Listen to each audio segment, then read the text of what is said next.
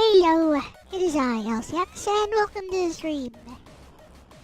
I'm doing some Game Boy games today, but only OG Game Boy games, those things, which were black and nope, different shades of green.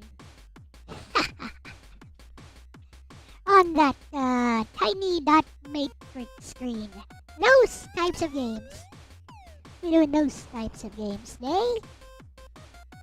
And, I've always wanted to do more streams like this, wherein I play multiple games, sort of like how I did with Emulation Nation. Hello, Vinny, welcome.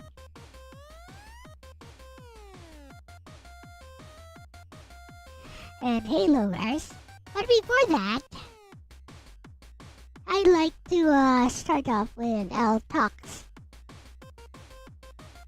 Hello, Sakurai. So let's do more L Talks. Here is our topic.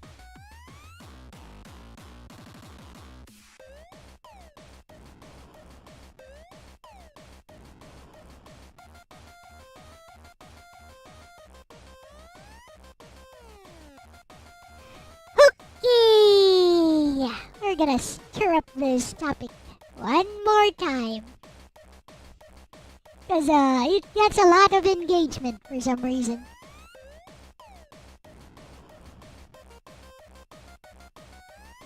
So, hit me.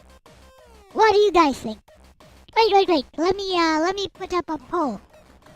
I put up a poll.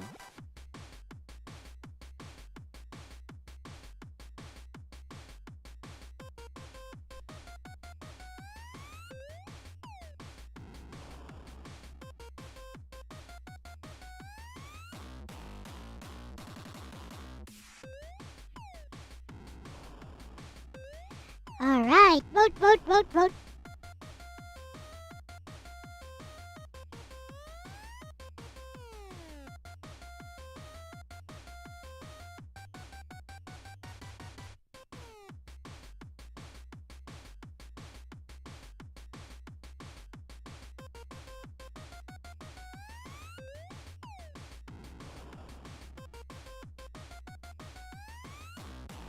Alright. 50-50. Yes, it's 50-50 with 2 votes right now.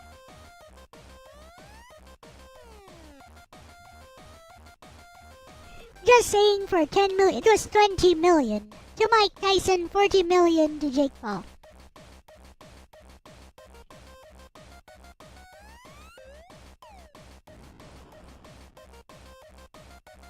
So do you think it was rigged, Biddy?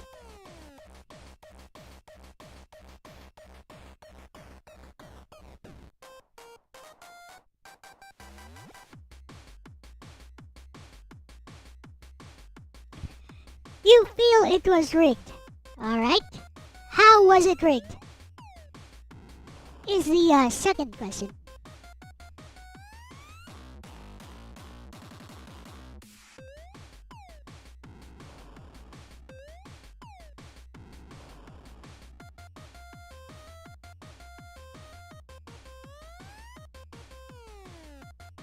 Hello, Overlord Bloodstar. Both those guys promised a KO and we got nothing close to that. That is true. That is true.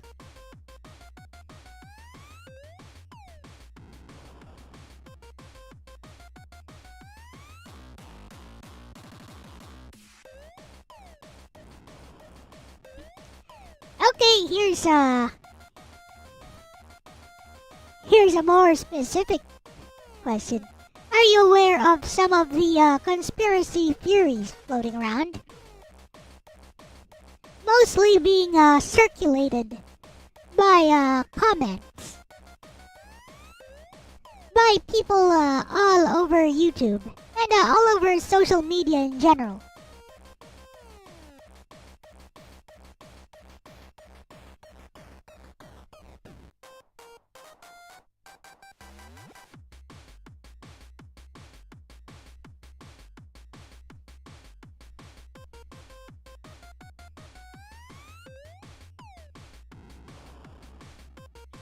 Possible but unlikely would be your answer, Katsu.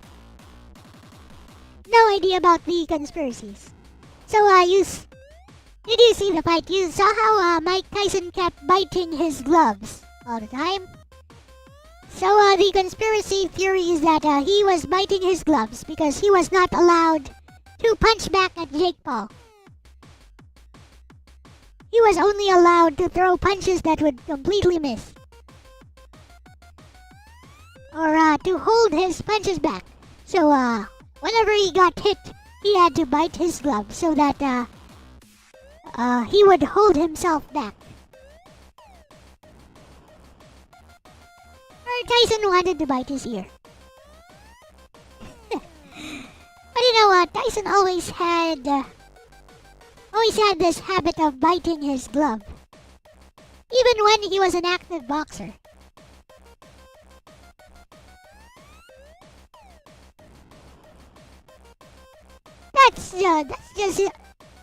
That's just his way of channeling his aggression.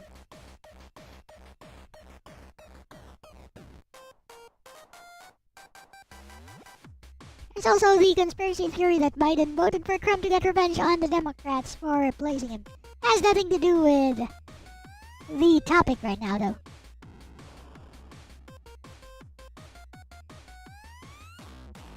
At least that conspiracy theory is funny.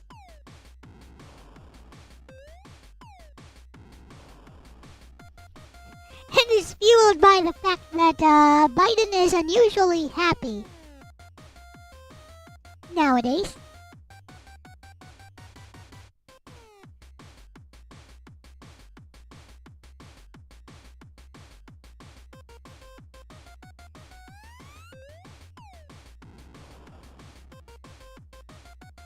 So yeah, that's one of the conspiracy theories. The other conspiracy theory regarding Jake Paul versus Mike Tyson is that there's a leaked script that's floating around, which is apparently indisputable proof that it's indisputable proof that the fight was rigged all along. Tyson didn't throw any of his haymakers. Regarding that, I saw the fight from start to finish. So in round 1 he was trying to do that. He landed a few jabs here and there. He was definitely trying. Landed a few jabs. He landed like 2 power punches on Jake Paul. So he was definitely throwing those bombs.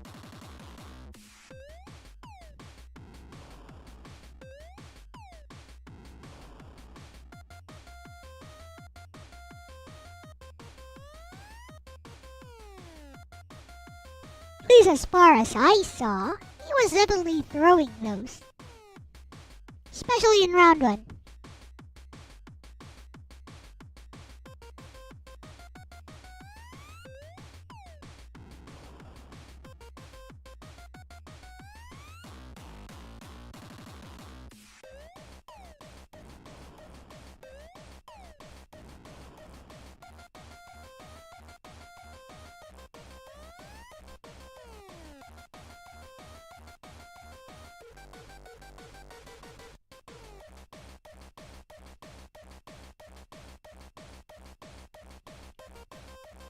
Yeah, I can understand that, Vinny.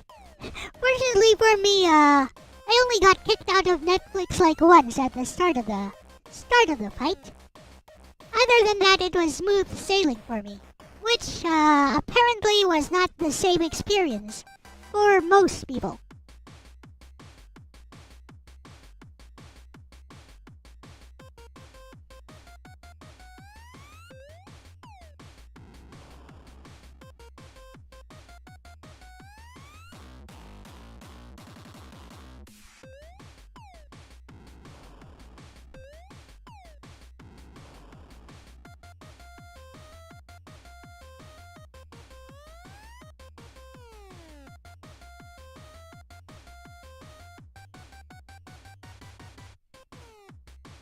Biden conspiracy you could definitely see.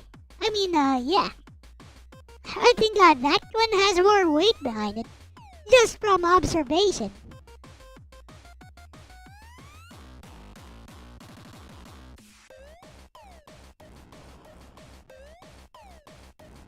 Well, to be fair, Jake Paul is not exactly talentless as a boxer. Right now, he's not in the top 100 professional boxers, but any journeyman boxer, like any professional from some local gym, had a few fights here and there. I bet Jake Paul sleeps those.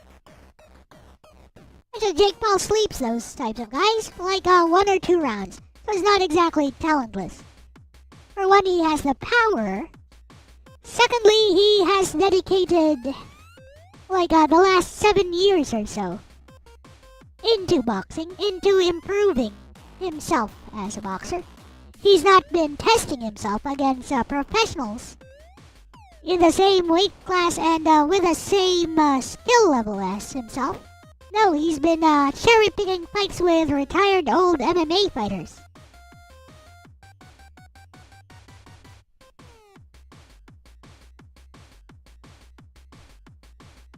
Which sells fights.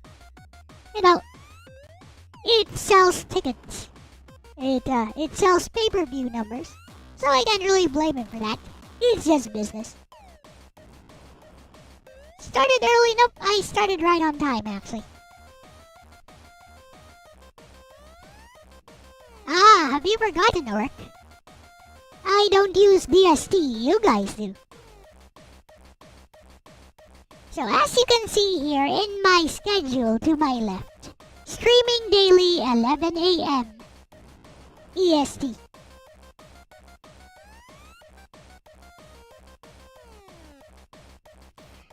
I think that is Logan Paul.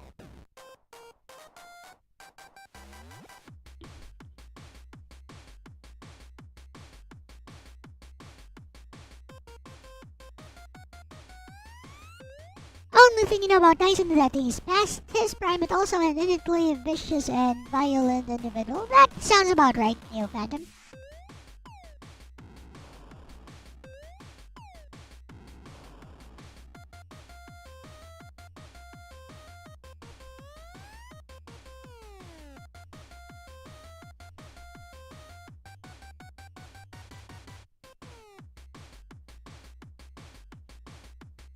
There is a power outage last night. I see.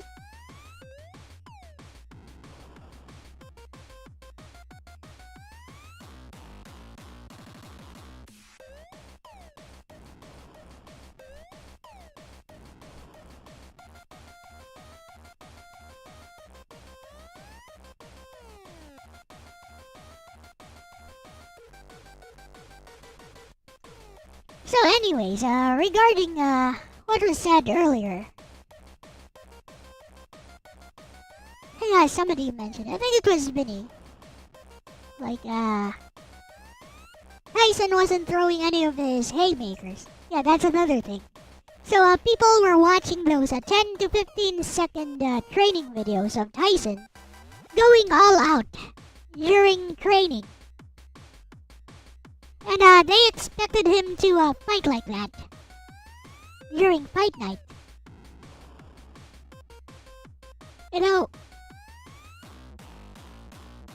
Okay, name me a boxer who actually fights like that in the ring. Like how you see them go all out in training. Name me a boxer that actually does that. Real boxing.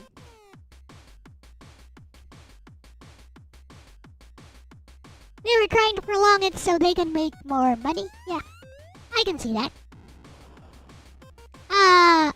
The longer the fight lasts, more money for Netflix.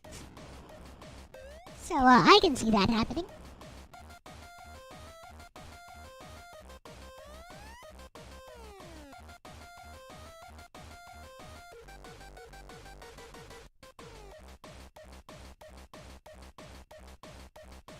Butterball.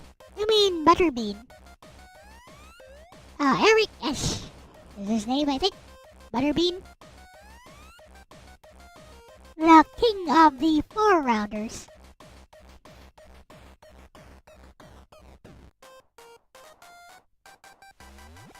He's old, man. He's old, he doesn't have the range. You want Jake Paul to take him on? Unless he gets a lucky shot, Jake Paul sleeps him.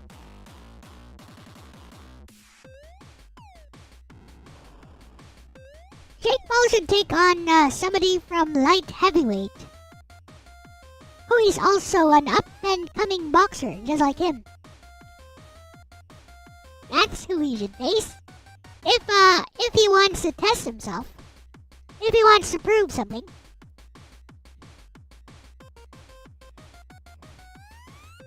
Hello, Nagato. But here's the thing. I think he's pulling a pro gamer move. See, he does enough of these clown carnival fights. He does enough of these fights which are ridiculous, but actually bring in the fight money. Actually bring in the viewer counts. Eventually some guy from light heavyweight, cruiserweight, even heavyweight, some of the top guys, challenges him. And now, if he accepts the challenge, now he skipped the rankings. Now he doesn't have to work his way up. Doesn't have to fight any more dangerous opponents his own weight class, who are within like the top 100 boxers. Now he skips all the way up to top 10. All because of his business maneuvers.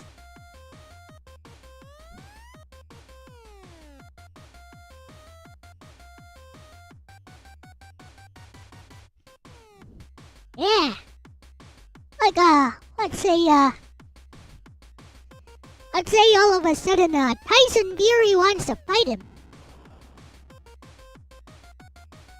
And he accepts. Now all of a sudden he skipped the heavyweight rankings.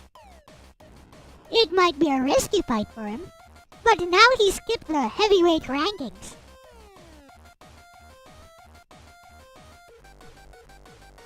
And, if he loses, he gets exposed as a fraud, all people hate on him, whatever. Yeah, he still has his millions. But if he wins, whoa! Disney Kid can fight. For real, just beat a top 10 boxer. For real. And now he's forged a boxing career. He's legitimized his entire boxing career now.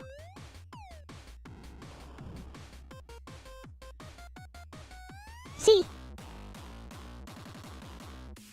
Business maneuver.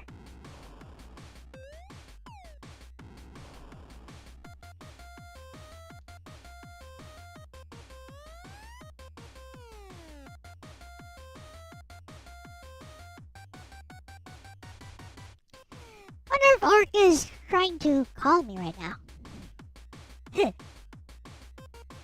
Guess not.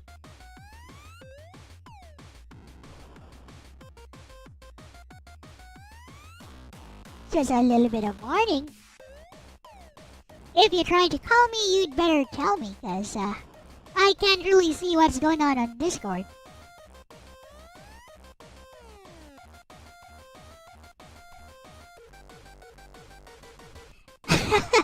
People watch him for the hate. If he wins, it's fixed. If he loses, they laugh at him. Yeah, exactly. That's exactly what is happening, and he's capitalizing on that.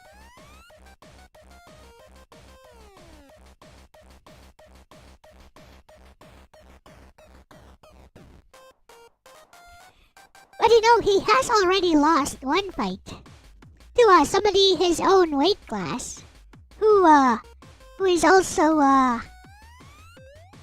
is also an up-and-coming professional.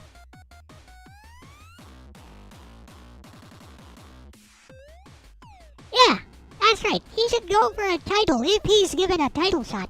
But so far no one is giving him a title shot yet. No one is biting. Hey, the Shiny Hunter. No one is biting his business tactics. His business tactics, mate.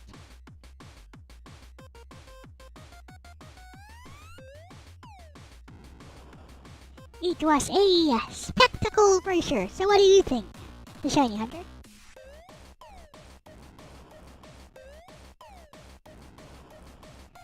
Huh, 13 votes. It's divided right now. So we have yes 46%, no 54%. The training didn't match the ring work. Okay. Alright. Here's the question though. When have you ever seen... Yeah. So here's the question. When have you ever seen a boxer actually match the ring work in an actual fight? Give me videos.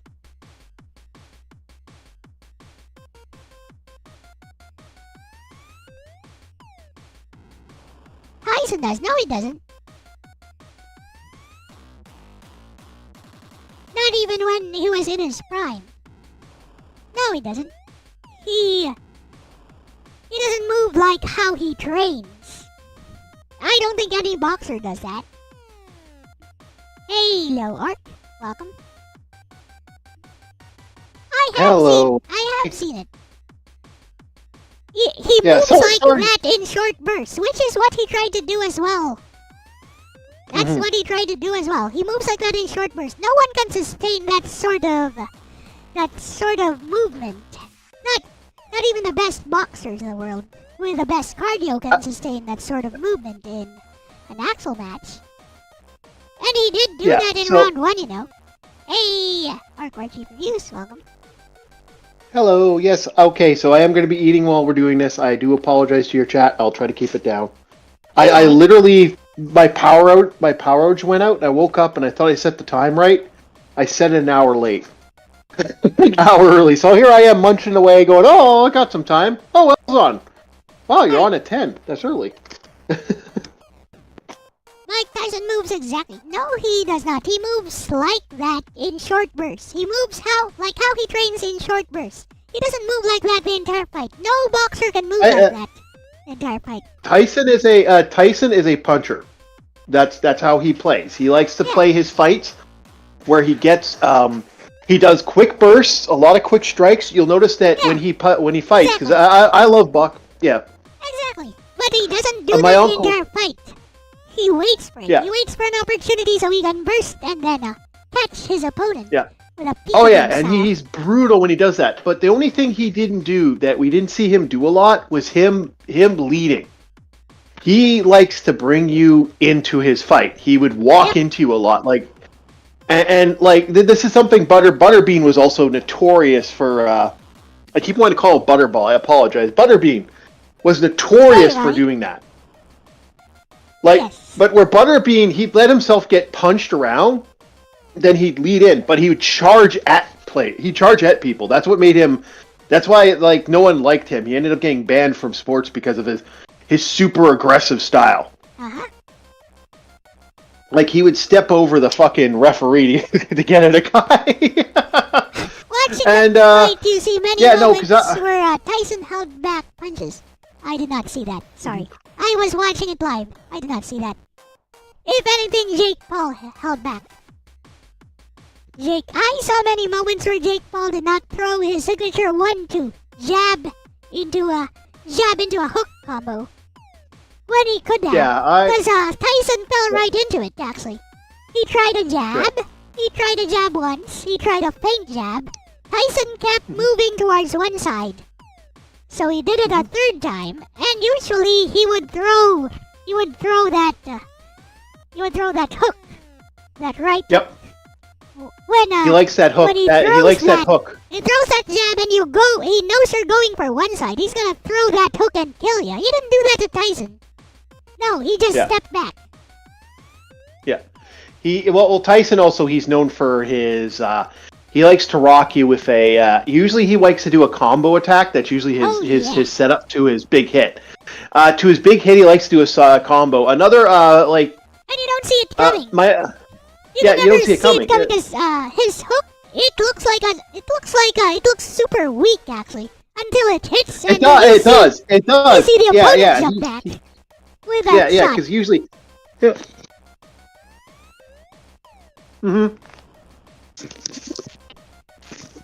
Yeah, that's about right. Yeah. And he would do that though. That's a lot of what he does.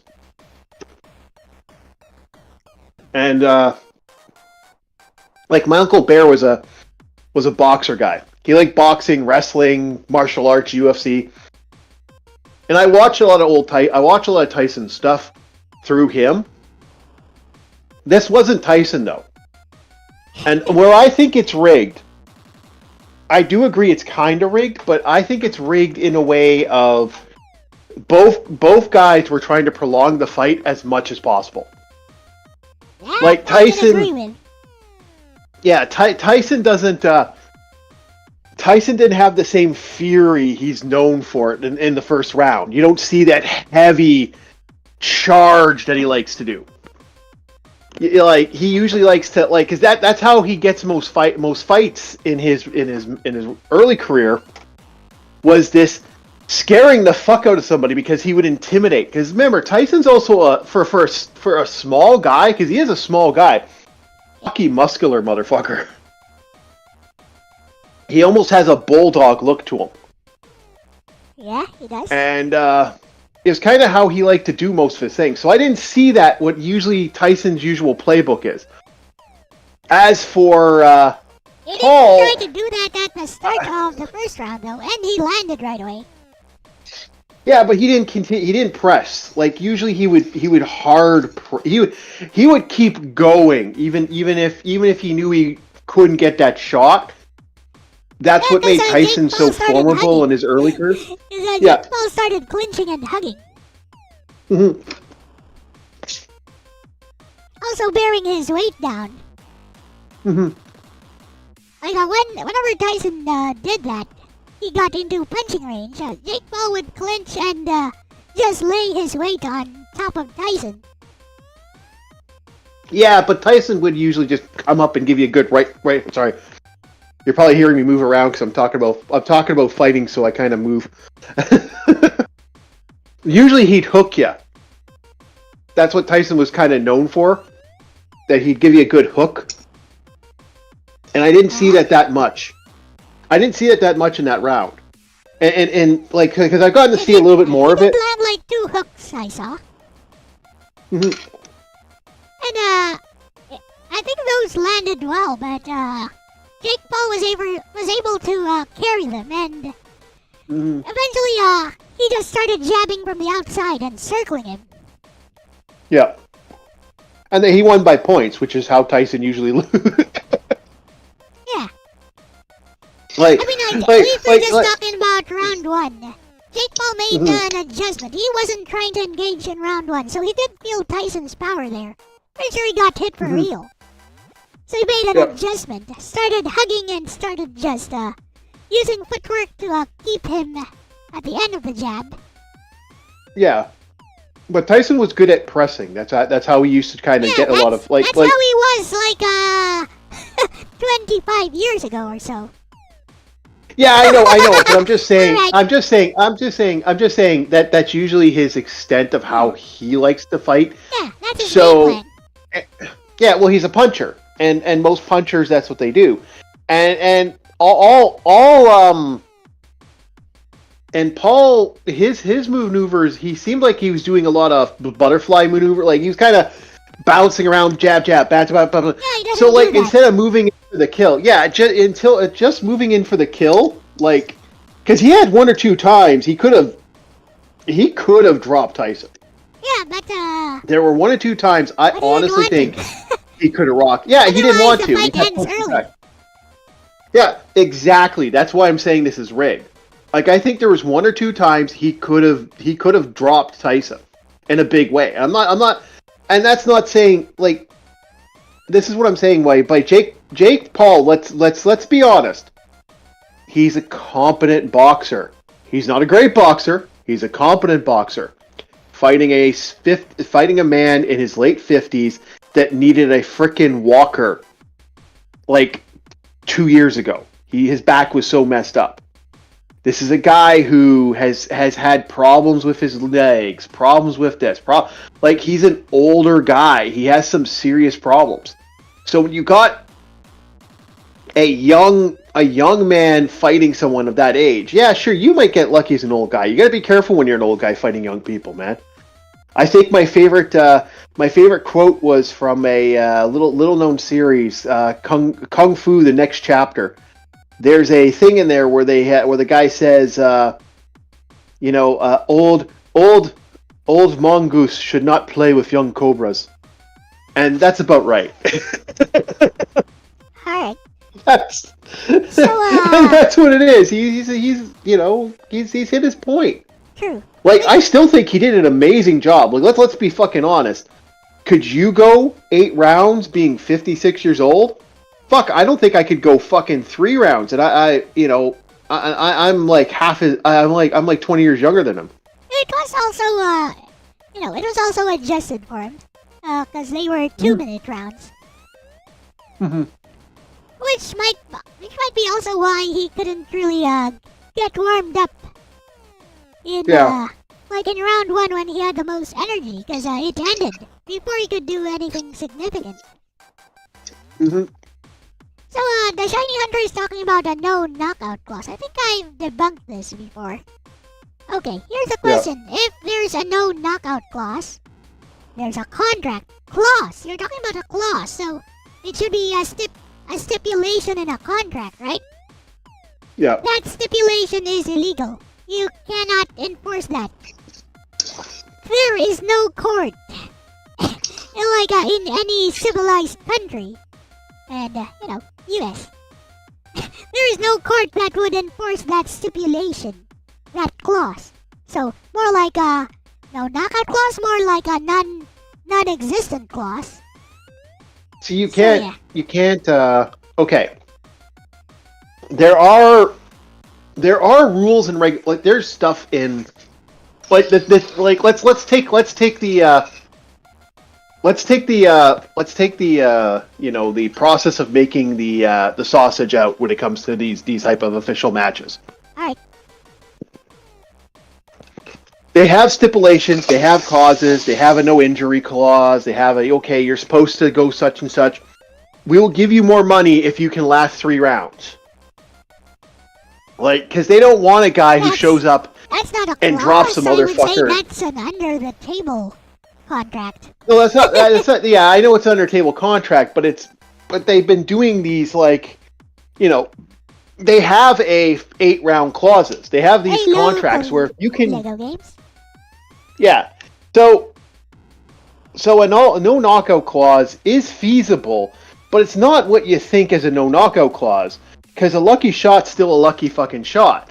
It's hey, don't try to fucking break a guy's face open. Like, but that's kind of an unwritten rule in fighting. You're trying to fight the guy. You're not trying to kill the guy. Some of those fighters seem to forget that. And in early UFC, where they used to have the ball shot, where they'd have Marshall. Anything. What? Like, they just allowed you to do anything in like the first UFC, because yeah. Oh, I remember that. That was nuts. That was nuts watching a sumo wrestler fucking fight a guy that's half his size. And lose. And I'm thinking to myself, what the fuck? And lose. Yeah, it was. And then, yeah, I know this. Didn't the sumo wrestler lose? Yeah, he lost that. Yeah, I know, but it was silly seeing a sumo wrestler fight a freaking guy half his. Like in a normal thing, you would never see such a fight. I actually watched that on VHS. In Canada, it was banned. You had to watch it. I had to like get copies of it from VHS, Oh, and I had to get it from my. It was aired on Yeah, TV we couldn't here. watch it. Yeah, we couldn't watch it. It was banned in Canada.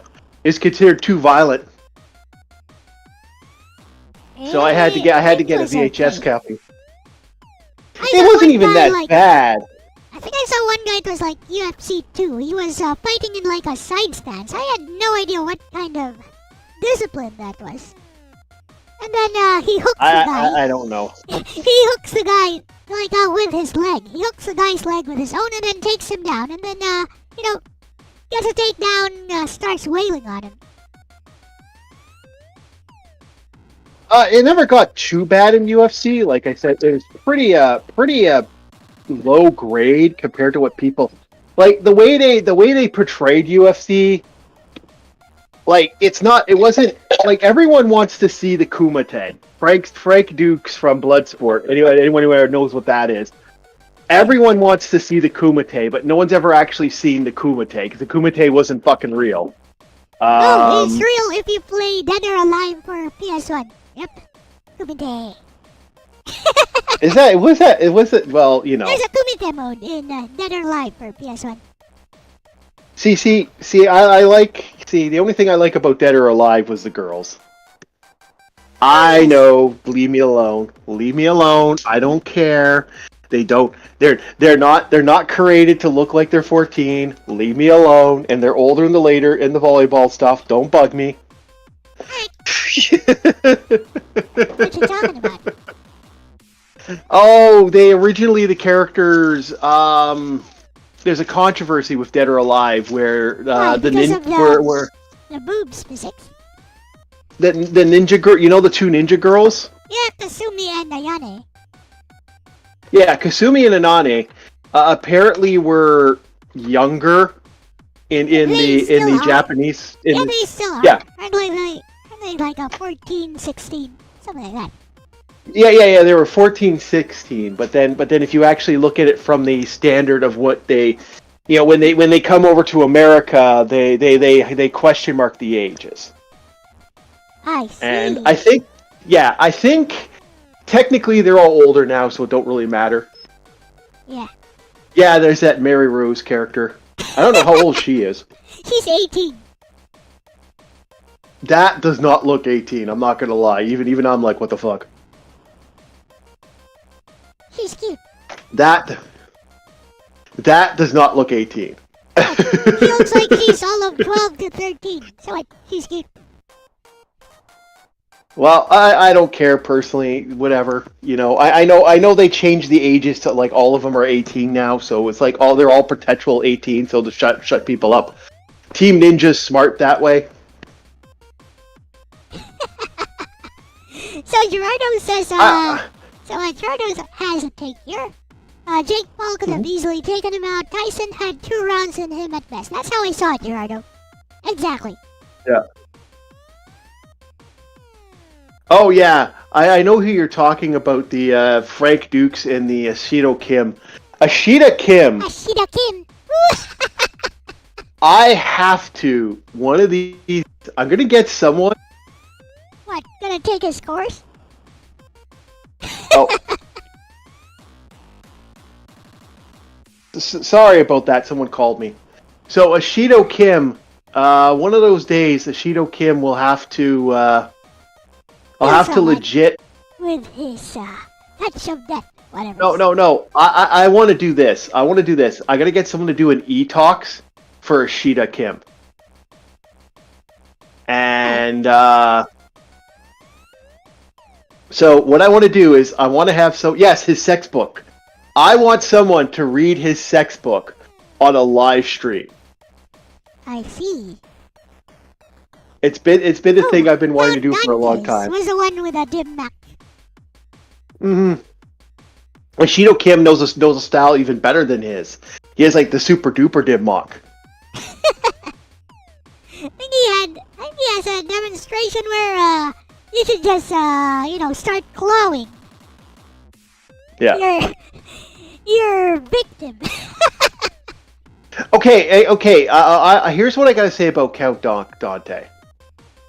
Dante had his idea of aggression and violence for aggression is a legitimate, like there was some method to the madness, and that's about all I can say about him. He had the Black Dragon Fighting Society. That's Ashita Kim. Yeah, so they're all Black Dragon. They all stem there. They broke up. The Black Dragon Society has split off into two groups. Fun fact: Mortal Kombat did some stuff with them. So yeah, I'm going to be right back. I just got a call from. Yeah, she left a voicemail. I'm gonna have to find out what my mom wants. I'll be right back. It's fine. BRB. Yeah, I'll be right back. I'm just gonna mute myself. So yeah, anyways, yeah, that's how I saw it, Gerardo. Black Dragon. Yeah, I saw the fight the same way, Gerardo. I mean, I was watching it live, and... Okay, first round, I was thinking, oh, Tyson's coming out strong. He's hitting Jake Paul. And Jake Paul is adjusting. Jake Paul is adjusting to him. I'm like, oh, this could be a close fight. Like, if Tyson clips him, he's gone. If Tyson manages to clip him, he's a goner. So, round two. Round two starts, and Tyson still seems to be fighting back pretty well. I think he got hit with a few good shots there, though. Since Jake Paul has adjusted now to basically keeping him at the end of his jab and circling and circling and circling. And of course, you need to use footwork to match the opponent. If the opponent is circling you to gain an advantage, you gotta match that. Which is where Tyson was beginning to fade out. Like he could not catch up with the younger. Well, also was Jake. Also Jake. Jake at the end of that was gassed. Like he started looking gassed after round 6. No, he wasn't gassed. Yes, he was. He was holding back. He was holding back. He was. You could see that gas in him. Like he spent most of his time not getting knocked out by Tyson. Nah. Look, man. Round 8. Yeah. Round 8. Yeah. Like my mother saw it. He was punching Tyson's flippin' gloves, and he was punching the empty air next to Tyson's head. Yeah. Like I hate to say it, if they had actually, he was punching the gloves, and Tyson was like flinching every time he did that, like he was afraid to get hurt, because he was already hurt at that point. I think this was. I hate to say it, the only person that comes good out, like there are only two people that come good out of this, and that's Mike Tyson and Netflix. Jake, this just put a lot of hate on Jake. Oh, but he's used to that. And he's laughing all the way to the bank. He is. He is legitimately doing that. Now, here's the thing. I gotta say it. Like, the thing about Tyson is, like Tyson walks away. He made himself like 20 million or 200 million. It was something stupid like. It was really a lot of money. Yeah, Tyson for 20 million. He just gave. And Jake Paul 40 million. Yeah, but I hear he got more money because of it. Yeah. Like that's apparently because it lasted for so long, he apparently got more money. I kept hearing 40 million for Jake. And then I heard 20 million for Tyson, but I heard it was more than 20 million. From what I've heard, it was a little bit more because of the longer matches. How much more, I don't know. Maybe there was something under the table where he got 10 million every time he lasted, every time the rounds went. Because people paid attention to that Netflix event. Yeah. People bought Netflix to watch that. LDP won $20. Huh? Yeah, LDP won $20 betting on that, and he doesn't usually watch fights. Now he's interested in boxing and MMA. Mhm. See, so something good did come of that. Like, we got a Yeah. lot of new fight fans now. You did. Yes, we did. That's a good thing. But boxing for me is I like. Here's how I look at it. Here's what Jake's gonna have to do. Jake is gonna have to fight somebody. He can't keep going to these Sugar Ray and all these other boxers and fight all these other old guard boxers. Next time, well, As much as that, what if he fights Conor McGregor next time? Legit fighter. yeah, Conor McGregor. Yeah, but Conor McGregor isn't Also, Conor like, McGregor pretty old. No, he's not. He's 3 weight classes below Jake Paul. Yeah. So here's the thing with this. Here's what's going to have to happen. He's going to have to fight someone for a title. That's the only way he can stay relevant. Like if Jake was listening to this, and who knows, Jake might. He does watch the VTubers apparently. If Jake's paying attention, Jake. Female boxers. Use this. Sell it. You know what I'd fucking be saying to a lot of people? No. You gotta, like, Gerardo, he's gotta be this way. He's gotta put it in a way where he's like, hey buddy, some guy off a title. I got to fight Mike Tyson and I won. What the fuck did you do? Doesn't matter about the age. Doesn't just keep bringing that up. Keep fucking... Well, you know, keep selling the fact. They're trying to sell something new right now. They're trying to sell a Ryan Garcia versus Jake Paul fight. Because apparently Ryan Garcia called him after the Tyson fight and was like, you dead, bro. How dare you do that to Tyson? So, yeah. Well, good. I hope so. Yes. You do know Ryan Garcia is like a twig compared to him, right? Let it. It doesn't matter. You have to get him to fight somebody that has some real clout and that's someone that's in the new age. And if he wins that fight, it guarantees himself a push.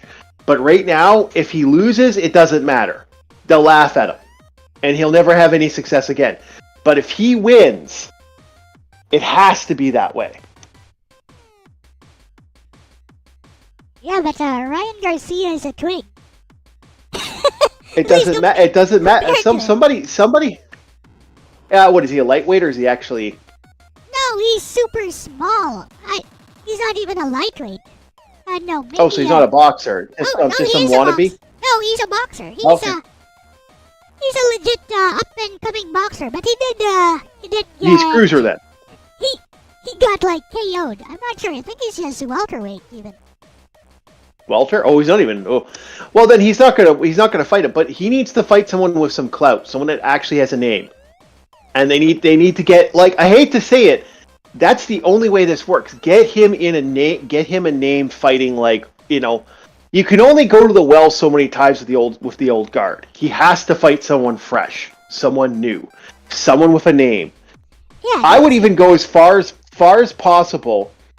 Jake should be spouting his mouth off to the next big guy. Like, even the number one. But you know, I think that's exactly what he's trying to do, though. Like, I think some of those top guys started trash talking him, and during the post-fight interview, and he was like, "Let's make it happen. Call me. Let's make it happen." Yeah, because he wants that, because he needs that. That's the only way his character. But they won't give it to him, of course. Of course not. Why would you? Oh yeah, because it ruins your name. You're done as a fighter. If Jake beats you, you're done as a fighter. But if Jake wins, he's not even near their rank. He's like 106 or something. It doesn't matter. This is the only time to win. Like, you're right. You're right when you say that he's gaming the life. Like, I hate to say it, he's playing a perfect villain role, and it will fucking work. It works. I'm sorry. Like, this is wrestling 101. Like, for those that don't know wrestling, yeah, like wrestling, wrestling, right? The wrestling. Wrestling. That wrestling is always good. It's how it is. He has to play it. He has to win the game. And that's the only way he can win that game, is to play it out. And if he's smart, if he can get that going, he wins. I'd say he's winning. He's winning the boxing game right now, based on. He's fucking conquering it. Yeah, he's conquering it. You know, most of those guys get maybe like a title fight can get you maybe 15,000 to 20,000. He just made 40. See, million. Yeah, 40 million. Imagine that. Like, some of these guys only get that in the thousands. Some of these guys in these titles. That's not even. I mean, like, some of the top UFC guys can't even make that their entire career. So yeah. Yeah. Like, some of those guys only get like what was George St. Pierre's last match cost? I think it was like no idea. What was George St. Pierre? Here, I'll look. One second. He fought Bisping, I think, for his last match. He almost got knocked the fudge out. He almost, yeah, I saw that. And it was from a takedown. He was on top of Bisping, and Bisping was effing him up from underneath. Here, we'll find out. We'll go to a Google here. We'll see what Google does here. Hey Google, how much money did George St. Pierre make?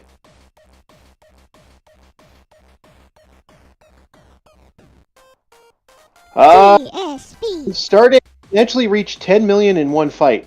So that's okay. That was his biggest amount he ever made. Now think about that. Jake Paul just blew every fighter out of the fucking water. No, the money did not go to charity, DJ Ronnie. The money went to them. Money went to the fighters. It was not the charity. Think about that. And I picked George St. Pierre because he was at one time the most priciest fighter out there. Conor McGregor, I think, was the next one that made the next big amount.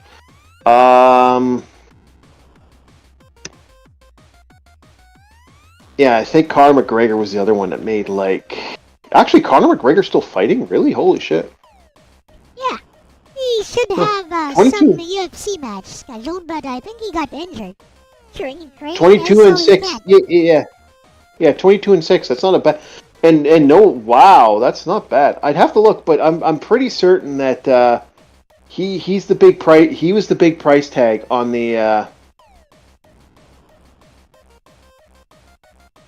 He was the big pricer. I can't think of anybody else that made 10 million, and Logan just blew him out of the water. And 40 million, imagine that. 40 million for what? What was it, an hour?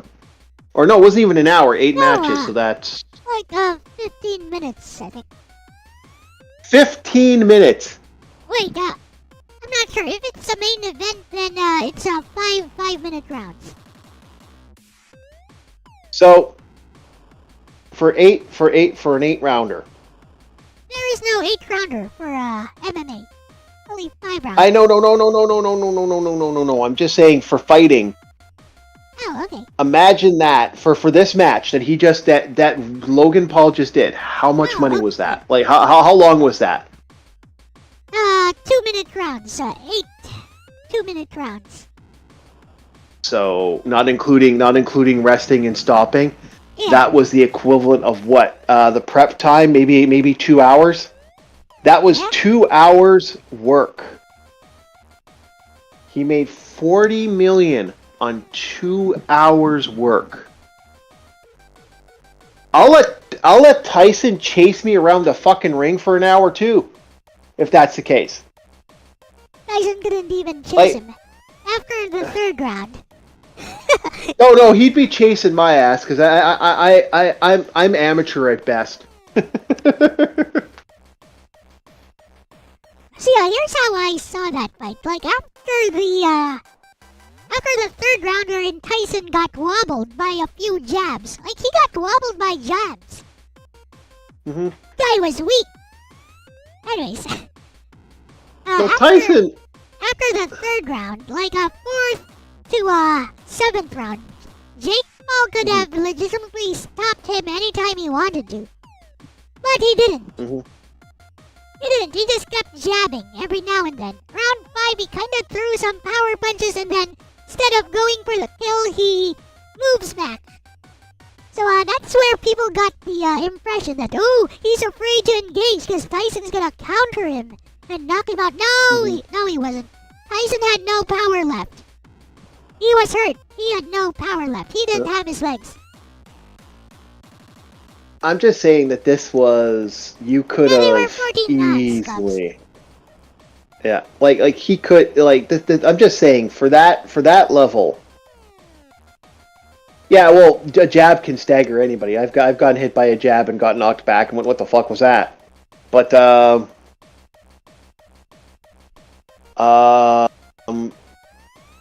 I just find it funny, like I said, it's just that price tag floors me. He just blew every professional fighter out of the water. I think that is the most paid out of any, like, I just looked, George St. Pierre was one of the most paid fighters of all time. And he made 4 times that. Okay. So end of poll, Fucker could retire tomorrow. 40.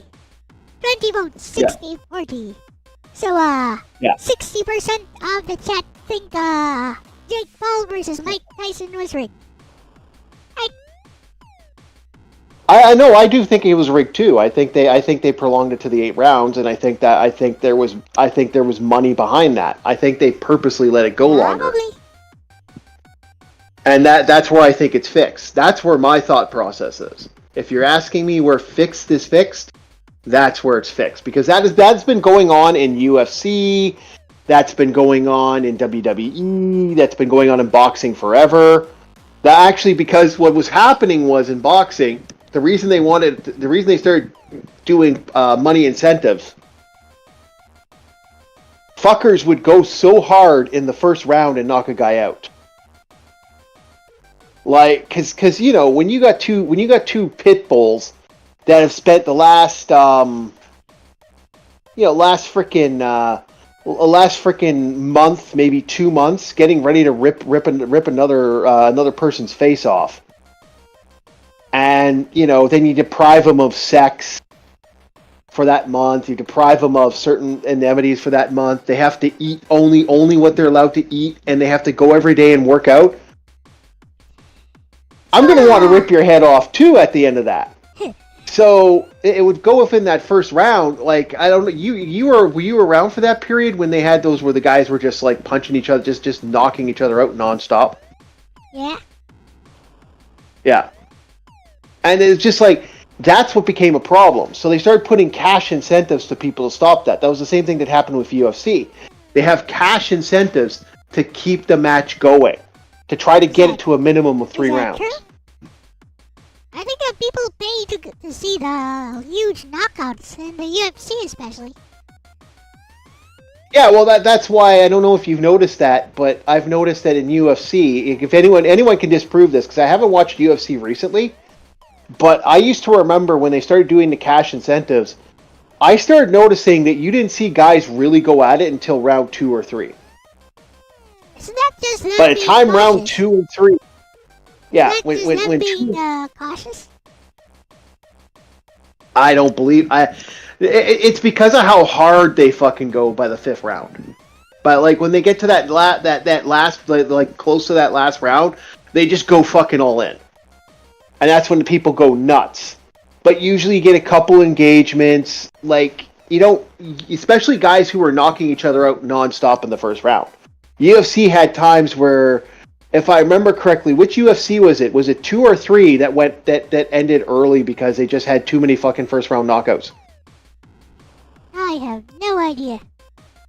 I can't remember which one it was. I don't think they even had rounds during the first few UFCs. It's like a 15-minute round from start to finish. Yeah, but I remember one of them went early because of was I think it was when the Gracies were choking everybody out. BJJ.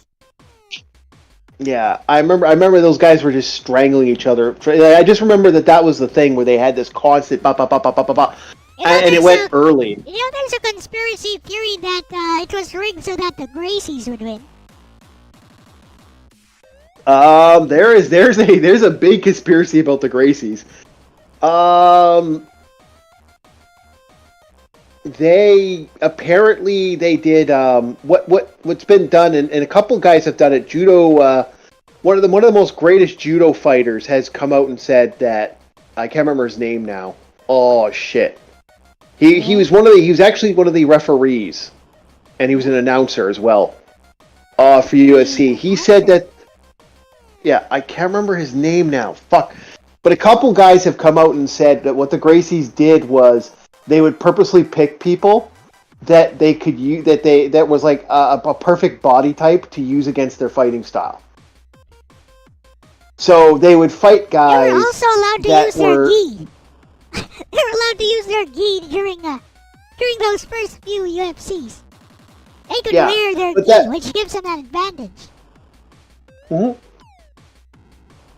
Yeah, but they would purposely pick fighters that didn't have certain skills, and it was weird how they apparently that's how they became so good at this, is because they were fighting guys or that. But also, like, I also agree that their style of martial arts that they were they were creating their own style of martial arts. Big John. Yeah, they handpicked their apartments. Yep, that's exactly what Gerardo said. John McCarthy was really that decorated as a fighter, at least. Mm-hmm. I can't remember who it was. Was it legit? I'm trying to remember now. The Gerardo brought it up. The conspiracy that they handpicked their opponents to make it easier for Gracie to win. Yeah, that's basically. Yeah, that's what I'm saying. I can't remember the fighter because it's been so long since I've watched those old UFCs. He's a judo guy. He's there's this amazing judo guy that existed. He's well known for choking out. He apparently choked out not Sylvester Stallone, Steven Seagal. My apology to Sylvester Stallone. That guy's legit. LaBelle's the one that brought it up. Yeah, LaBelle said that there was something going on with the fighting, and he said that they handpicked guys. And he isn't the only one to say that. There's a couple other fighters that have said that too over the years. So it's probably. I want to. Yeah. I can't see LaBelle. LaBelle seems like a straight shooter. I've never met him in real life. He's one of the few guys I don't know if he's still alive, but I'd love to meet LaBelle, and I'd love to meet the other guy I wouldn't mind me meeting before he passes is Chuck Norris. I want to have a beer with Chuck Norris. Hello, Psyche. Like, isn't Chuck Norris still active as a martial artist? Like, he still practices. Yeah. Also the Bloodsport guy, Van Damme. I never got to meet Van Damme, but I was in an area where I got to see him once. That's about it. He was going through a bar at the time, and I couldn't get close. Sylvester Stallone tried to fight when he sparred with Roberto Duran. Mm. Also, there's some clips of Sylvester Stallone doing some sparring. I don't know who it was with during the Contender, because he was one of the hosts, I think, for the first Contender. He was sparring some former pro, and he was just getting tagged with jabs all the time, which was funny. Sylvester Stallone. Here's the thing. He's a legit fighter. The problem is he can't actually fight. You get what I'm saying there? Where he kind of understands the techniques, the abilities. He's one of the best. Like, if he knows someone, if you ask him who's going to win in a fight, Sylvester Stallone would probably pick the winner. Yeah, he'd probably pick the winner. The problem is he's got lead feet. And I've heard that repeatedly. Oh, I saw that in his sparring match. Yeah. For that Contender. Yeah, exactly. He's so slow. yeah, he's very, very slow. The funny thing is, he used to be fast. Like, you watch him now. Oh, I couldn't keep up with other people. Like, I could not keep up with Sylvester with Stallone. He is a freaking machine. Yeah? Jean-Claude Van Damme is the real deal. Out of any fighter, including Bruce Lee, I'm going to say something that's going to piss off a lot of Asians. Don't kick me out. Yeah, because he actually Bruce has Lee been is nowhere. in some tournament matches before he was an actor. There's Yes, but he's anywhere near Jean-Claude Van Damme and Chuck Norris. Yeah, that's what I Both of them are legit fighters. Yeah, that's what I was saying. Van Damme was in some legitimate tourney matches before he's undefeated. Before he became an actor. Is he undefeated? Yeah, he's unfucking defeated. Yes, he was undefeated. I don't know if he's still undefeated, but they're like I thought he lost that one tournament. I think he's undefeated. Like, I'm almost certain that in one of the martial arts he's undefeated. It was karate. It was a karate match. Like full contact karate. Yeah, I think he is. I think he's undefeated in other things. Like, he was undefeated in other stuff. He is a seasoned, performed fighter, and he is a true fighter. Chuck Norris is also a true, legit fighter. And I think that's another guy that's undefeated. I think he's lost 4 matches. In certain places, his loss ratio is like 4 matches out of like an insane amount of tournaments. He is a legit fighter. He's a shit actor. Like, he's good at having that gravity and the swagger. Van Damme had a feud with Jason David Frank. Oh, there's another legit fighter for you. Jason David Frank. Actual MMA fighter. Yeah. Okay. He did. Yeah. He did. He did. Mm-hmm. Yeah, David. Yeah, I know. I know who you're talking about. The Power Ranger. Yeah, I was sad that he. I was sad that he unfortunately left this world in a huge state. Also, the Red Ranger. Yeah. Also, an MMA fighter, or at least a former MMA fighter with an actual record. Yeah, like Chuck Norris, like Bruce Lee was good at, like, not only did he understand the style, he knew how to fight. Did he know how to fight professionally? No. I don't believe he was this badass street fighter either. Like, I keep hearing these stories that he kicked all these people's ass. I don't believe it. I believe he's a badass. I believe that he was a superior fighter, and I wouldn't want to go into the ring with him. He'd fucking wipe the floor with me. Well, now I'd fight Bruce Lee now because Are you sure? I'd win. I mean, how much do you weigh? That wouldn't exactly. What's your height then? How much do you weigh? Like Bruce Lee was small. Yeah, but Bruce Lee's dead, so I'd win the fight. I mean, are you sure you would have lost him, though? I mean, yeah, he was a small guy. No. Okay, in a real fight with Bruce Lee, at his prime, at my prime, yeah, he's I'd get my ass handed. But he's I'd get my. Are you He sure would probably. I would Okay, here's what most likely happened. Because back in the day, my way of fighting was to pick a motherfucker up and throw him across the room. That was my thing. Because I'm an orc. I'm a guy with a lot of power. Yeah, a lot of power. I'd grab you and smash you into the ground. The problem is he would wrap his legs around my arm and break my arm and then break my other arm just for fun. The guy was faster than me, even at my prime, which was when I was 17. I guess 16 was my pure prime. That was when I was actually fighting. I was actually training and doing stuff. I get my butt kicked. Like, he was older at his prime, he was in his 20s. I started going downhill right around 20ish, that's when life kind of shift for me. I stopped doing a lot of the work I used to do, and I had that was when I had some car accidents kind of happen and mess me up. He'd kick my butt, though. Like, I think the only one that I think if we're talking old school guys that I wouldn't be afraid of fighting. The character, the person I wouldn't be Schwarzenegger. I wouldn't be afraid of fighting Schwarzenegger. He's huge, though. I think I'd win a fight in my prime. I think I'd win a fight against Schwarzenegger because I fight dirty. Yeah, sure. I mean, from the way he moves in his movies, I think he does know some martial arts.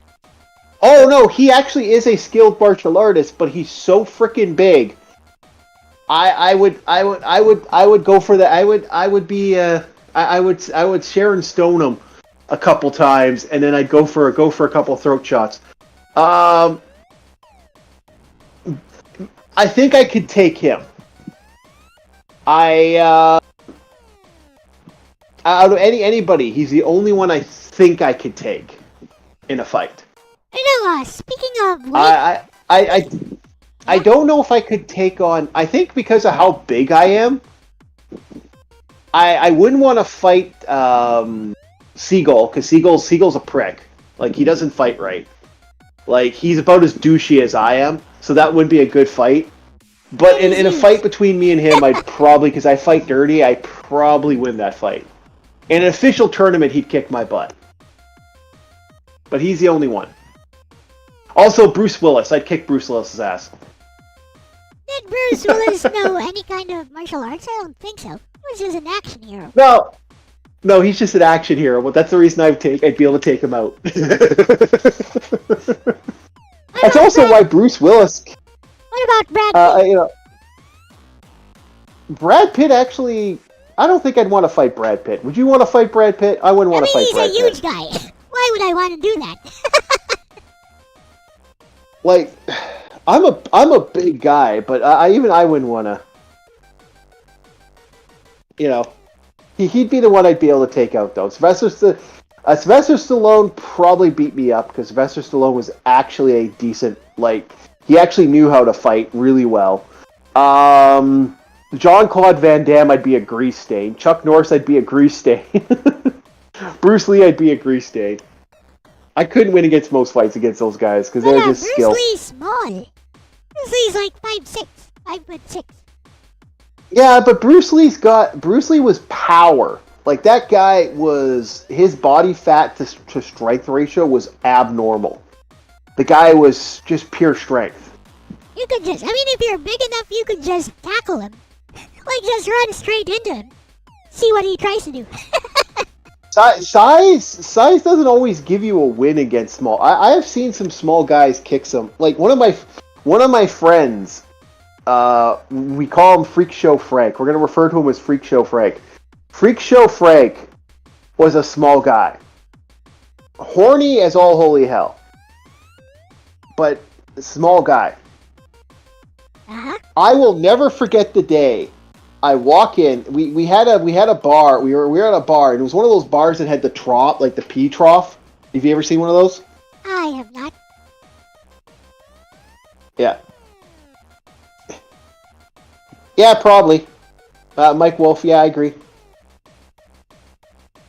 That's damn straight. I agree with Gerard. I've seen that. I've seen that.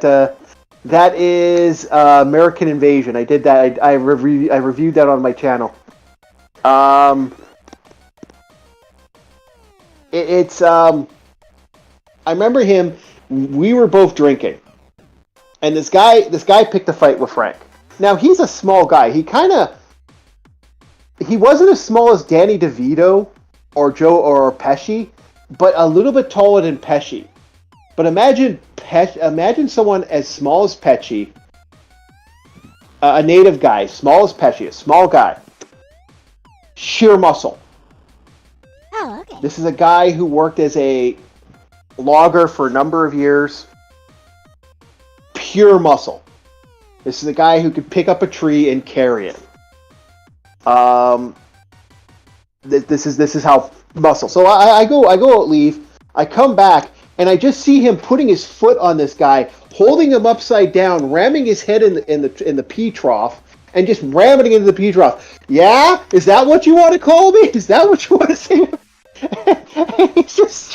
And he's just ramming this guy into the ground, and I'm like looking at him like, what are you doing? Nothing. He lets the guy to go. There's another guy sitting in the bath in the stall. He rammed the guy through the stall, and there was half a stall hanging off. He just kind of walked away. And that was my friend Freak Show. God rest him, Freak Show Frank. One of my best friends of all from back when I was a kid. I knew him until my late 20s. R.I.P. So anyways, responding to Mike Wolf there. Let's see, my dad could beat up your dad. I don't know if that saying was big in the Philippines. It was. The usual response was, oh, your dad can beat up my dad. Why don't I beat you up right now? Prove it. Come on, put him up. Let's go. Did that happen to you? Your dad beat up my dad? I had that happen a couple times when I was a kid. Speaking about kids, anybody says that. Funny. Come on, put him up. Okay. Okay, I remember this one time that this guy was like, "Well, my dad can beat up your dad," and his father heard that and said, "What? Excuse me? Hey, what the hell are you doing, kid?" Like he says to his son, "What are you doing?" He's like, "Nothing." "Oh, you're picking a fight with this guy? You're picking a fight with him? Okay. Here's what you're gonna do. Both of you. You get 5. I'm gonna give you 2 minutes. Go at it. After 2 minutes, I pull you guys apart. Yep. You get out of your system." That's what he how said. we do Get it. out of your system. That's how Yeah, we do get it. out of your system. Yep. Give him And some so, boxing you gloves know, too. he didn't give him some boxing gloves, but we did. He put his clock on. He watched us fight for 2 minutes, and it turned into us just goofing around. And that's actually how I made a friend. And yeah, I became friends with this kid that I was constantly fighting with because his dad took both of us aside and did that to show us as kids, smarten up. Yeah, And he smacked. You should put that into writing. Yeah. Yeah, that's a good story. You should put that into writing. Oh well, thank you. But he smacked. He used to like when we'd hang out with him. He took us fishing a couple times, and if you did something stupid, he never hit his kids. Never ever hit. Well, he'd grab them. You did something stupid, but he remember one time he's like, boy. He turns to his son and goes, "Boy, you're a stupid fuck. I love you, but you're stupid. Go put that away." Because Buddy pulled out this knife for fishing and was showing me the knife. It's like, boy, you're stupid. I love you, but you're stupid. Go put that away. Don't touch that. That's a sharp knife. Yeah, I met some interesting fathers in my life.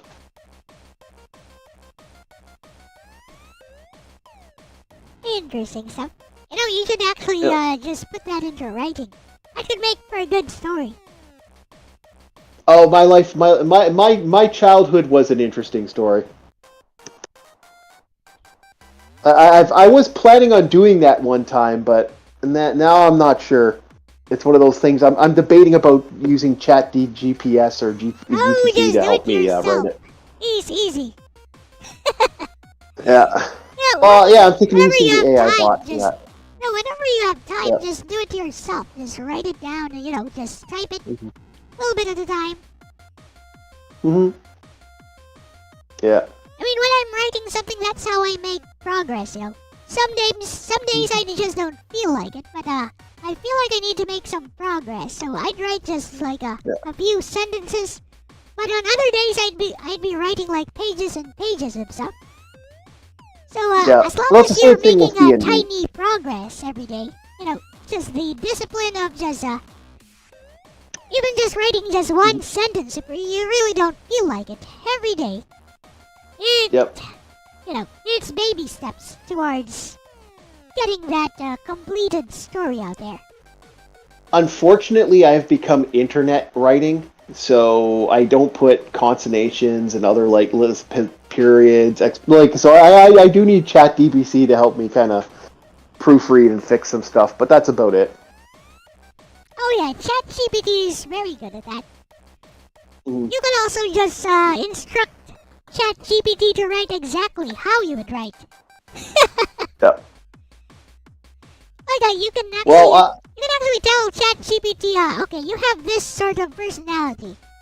You're writing this from the perspective of a guy who has this type of personality. Go do it. If you're not satisfied, okay, rewrite this. You should do it more like use more phrases like this one and that one, etc. well, my if anyone wants my true stories, I have to start making some Patreon money. So until then, wink, wink. I'm keeping the vault somewhat closed. LOL. I actually do want to work on a story. There's a story about me and my friends, and we were the things we did. We were lords of the blockbuster, and my life dealing with the fun of being the lords of the blockbuster. And it's like a kind of a fun little story of something me and my friends did, and some of the funs we had with Blockbuster back in the day. Interesting. Yeah. Well, I'm working on a story right now based on your prompt. That's good. Yeah. Well, like I said, whenever you get that done, it was meant to be a short story, something I can work on. Yeah. But no, I was inspired because of a certain election that happened. That's what had me give you that story idea. I know, right?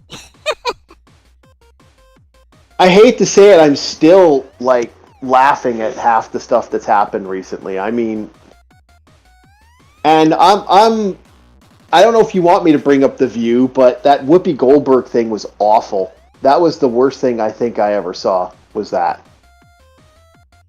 Like, I can't believe Whoopi did that. And I have no respect for that woman now. I see. Yeah. And I really did respect Whoopi Goldberg for a number of years, but after seeing what she did to The View, she can go fuck herself.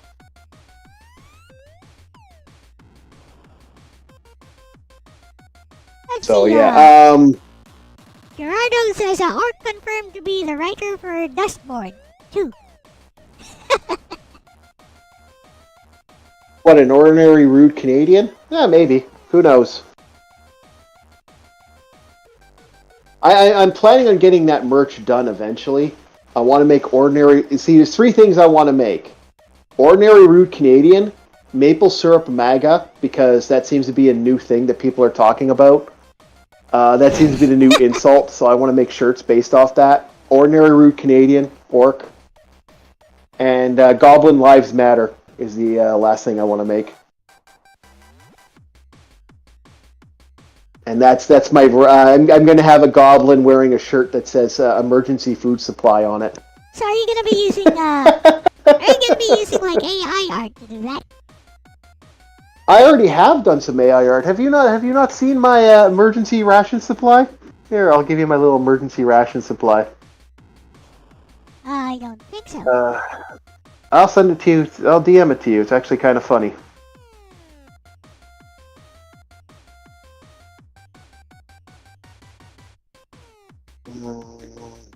I gotta go through my thing here. Give me a sec. I got a huge portfolio of AI art now. Did I show you that? Did I send you the sexy ladies? Yeah, I think you did.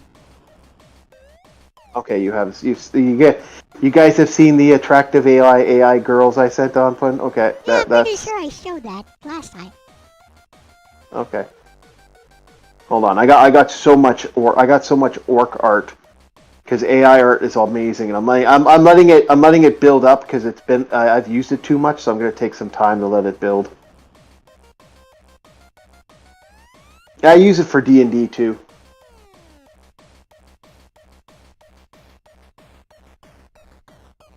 Come on, where are you? Oh, here we go.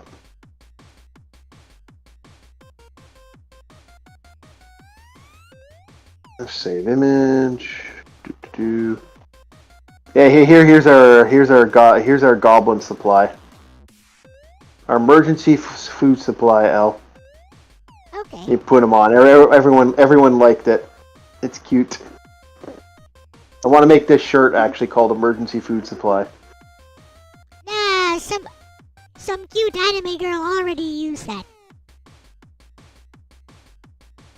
Yeah, well, you know what? I'm making a reference to that. It's an homage. Oh, okay. Yeah.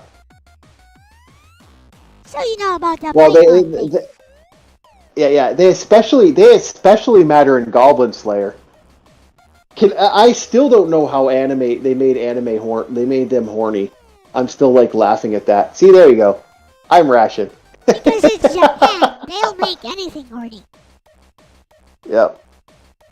Because to me, for folklore, goblins don't usually have sex with human women.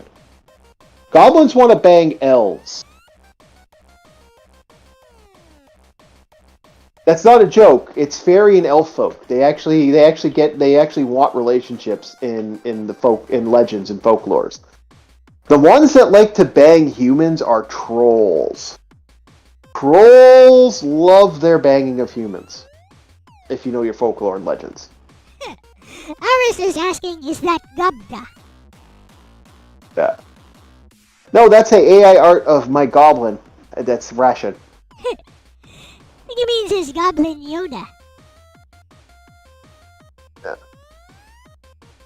I don't know who Baby Yoda is. I'm only aware of it.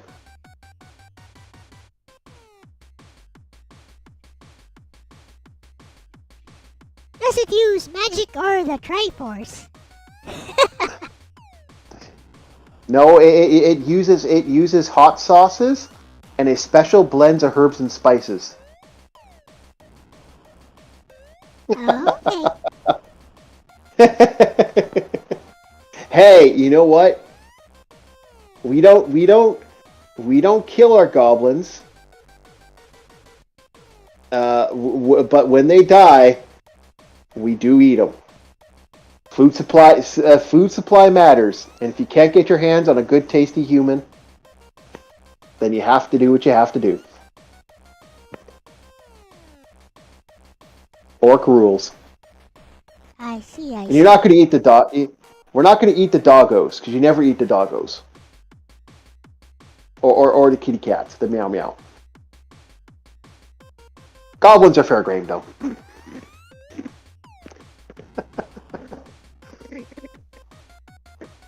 I also got this one. I think I put this on chat before. Here, I think I've sent this to you. Let's see here. Oh, jeez. It didn't boot up. I hate when that happens. Oh wait, I think I put it on this. I got so much different things everywhere. This one I like. I like this one. This one's great. I call that my my woke orc. Kinda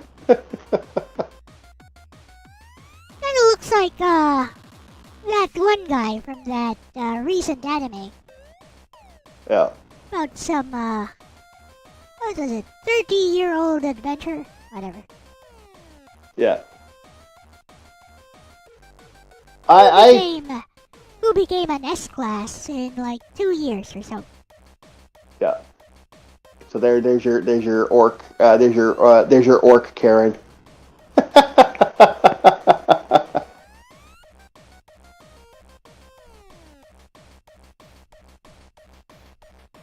She doesn't want the she doesn't want the manager for to complain. She wants the manager to eat. She wants the manager to eat.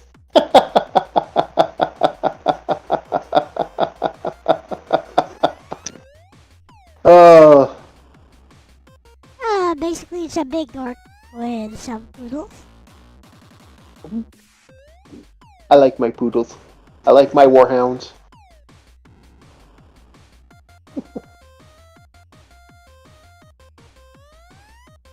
Anyways, where were we? Oh yes, Jake Paul versus Mike Tyson. So what's the consensus? Was it rigged? Was it not rigged? Well, I think it was rigged to the fact that they wanted to prolong it for as long as humanly possible, but that's about it. What do you guys think in chat? I don't think there was a knockout clause. I don't believe that. That usually doesn't. That doesn't really exist, and until I see evidence of a knockout clause, there's a knockout insurance that actually exists.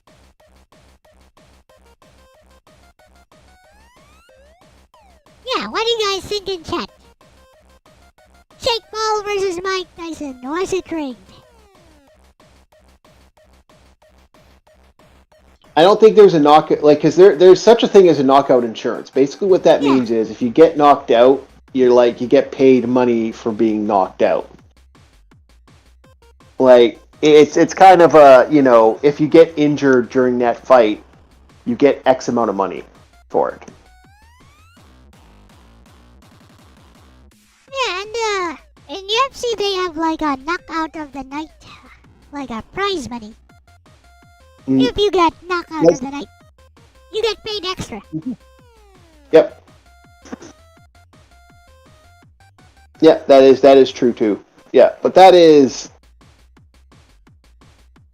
that's that bounty pay, and the work that they do with this. And like I said, this isn't new for fighters to do that. Like, this isn't part of the WWE, legit.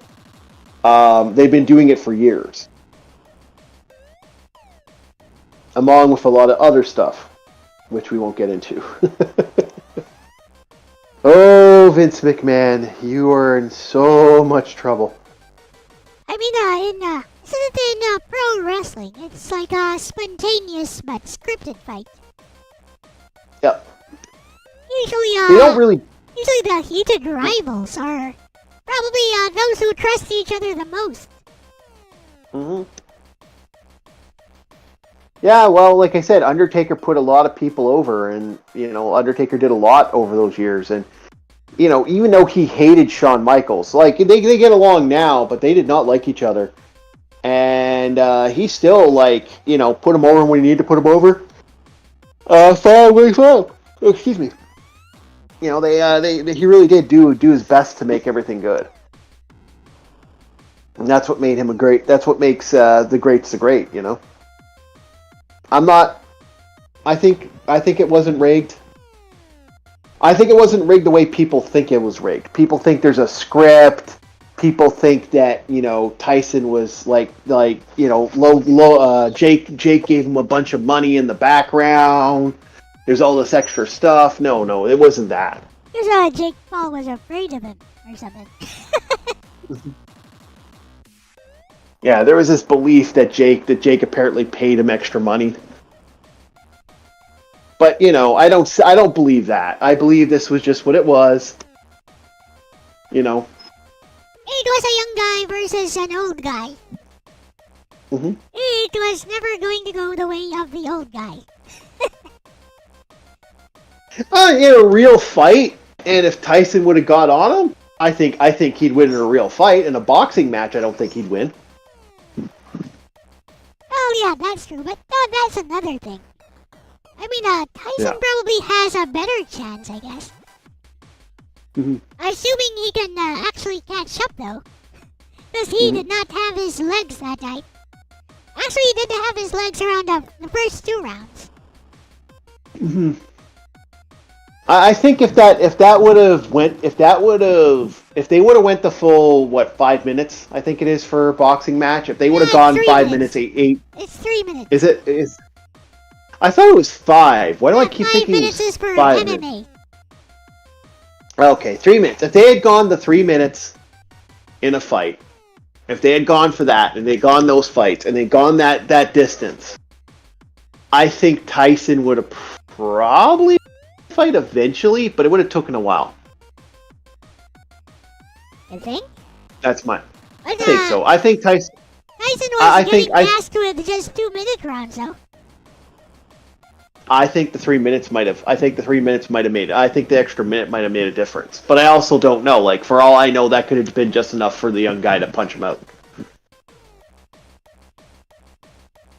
I mean, it would have been harder Like to never carry him. underestimate. It Like would have been never, harder to carry him once he got hurt, though.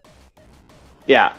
Like I look at it like this, never underestimate an old guy, like because Tyson broke a guy's nose not too long ago, but never underestimate, a real fight versus a match is a different thing. I think if this would have been a real fight, it would have been a different story. But that's the difference between a real fight and an actual thing. But real fights don't have guys breaking it up. Yeah, I think so. I think in a real legit fight, it's just because most legit fights start with two guys cocking off to each other and then one guy takes a swing. Yeah, I guess. It's not like, It's not an agreement. Yeah, it's very. It's not an agreement. No, it's not an agreement. It's not squaring off. It's a legit. Yeah, it's not. It's like most fights don't start with a square off, and when they do start off with square off, usually that goes bad for the guy that the aggressor usually gets fucked up.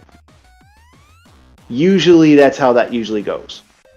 Yeah, that's because that is it's just the statistics of fighting. It's just, who usually gets the most hurt is the aggressor. Hello.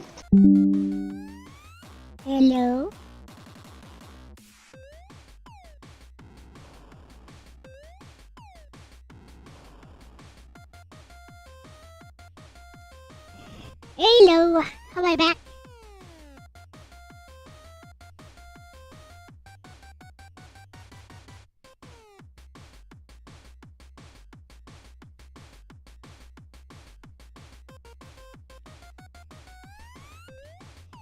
Hello? Am I back yet, guys? Can you see me? It says here that I'm back. So you know what? I might as well end this L Talks here.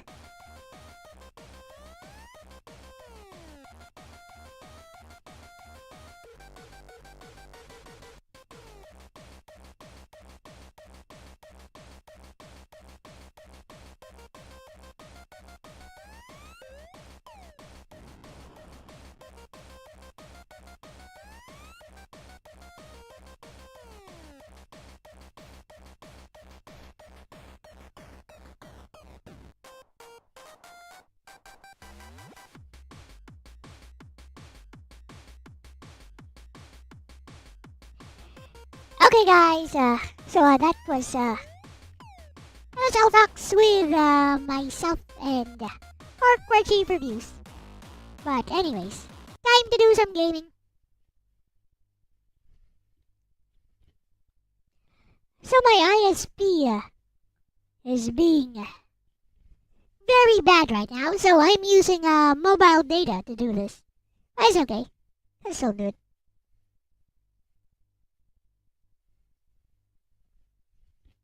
We can still do the stream. It's fine, it's fine. Welcome back. Thank you.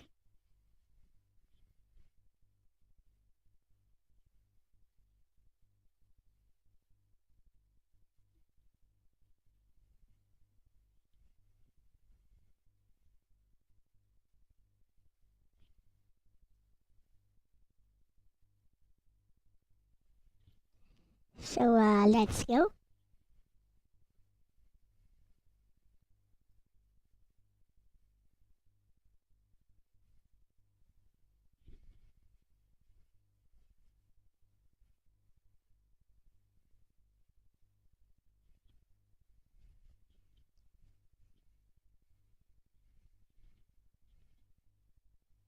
Yes, I fly. Ah, you're welcome, Mark. Or you're welcome, Mark.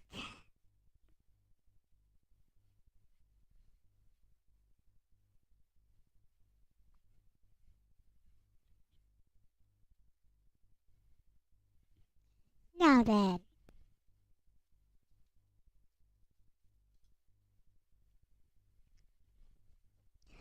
Hopefully the internet will return soon.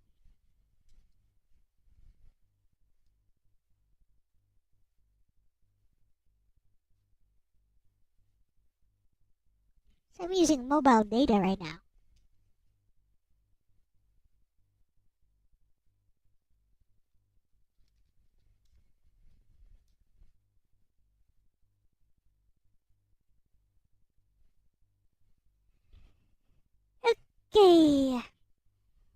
see what we got here.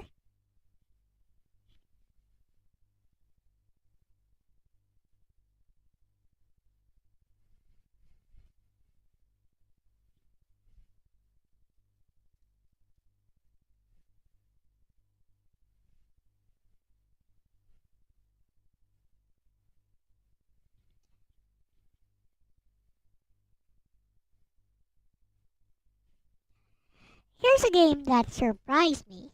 Because, it's kinda different from the NES game, or the Famicom game.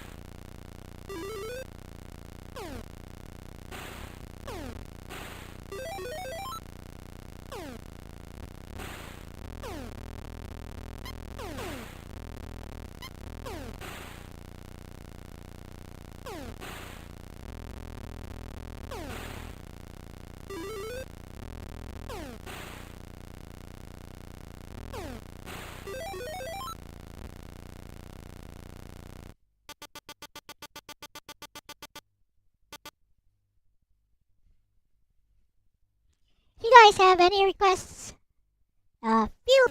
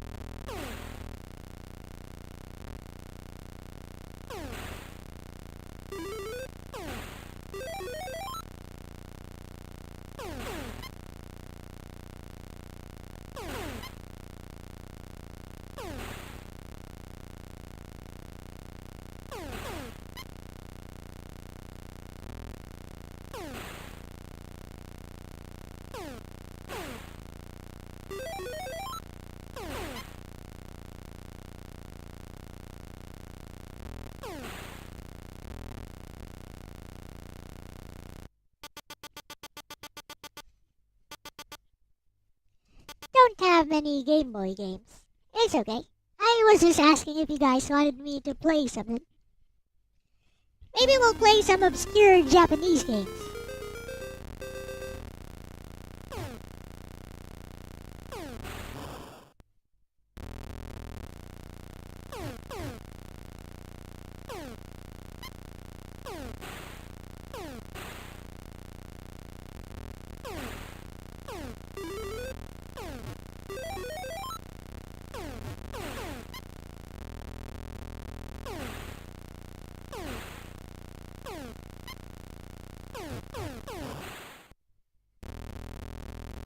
Sounds good. Alright.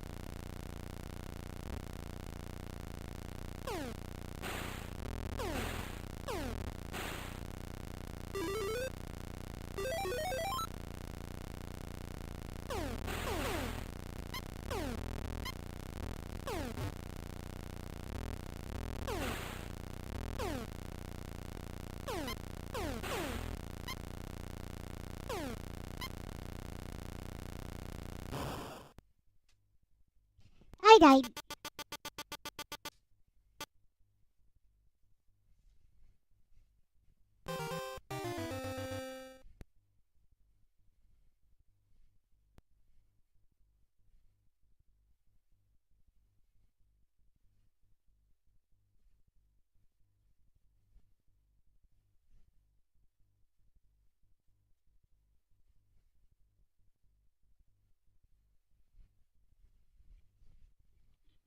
Right, let's see what else we got here.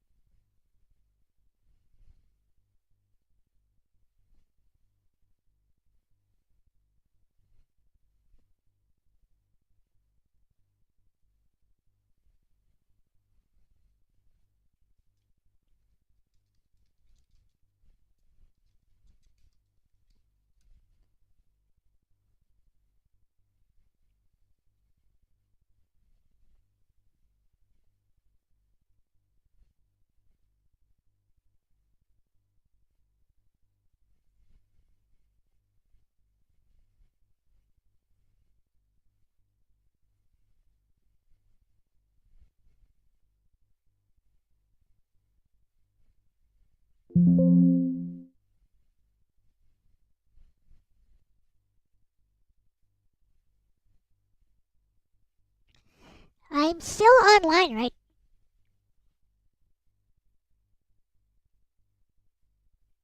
I'm getting timed out.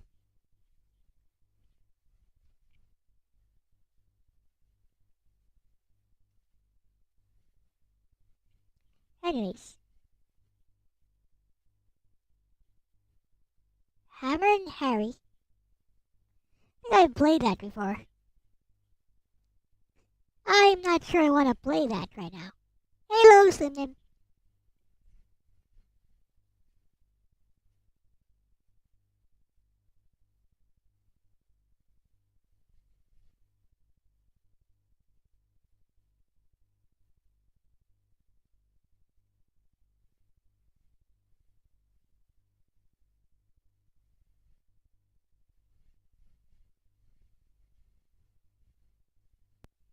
Try some random ROM.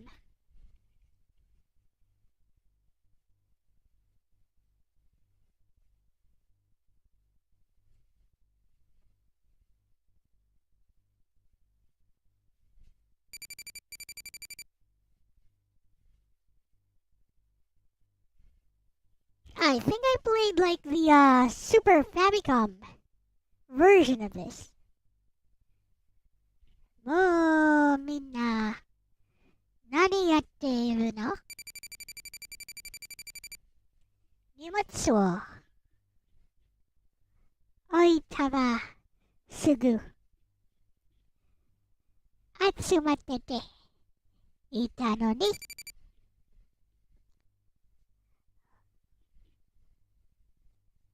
Osoi nyan.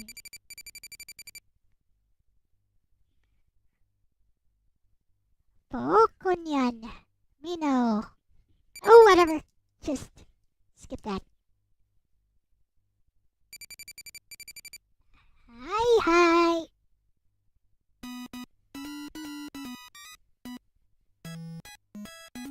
It's an RPG.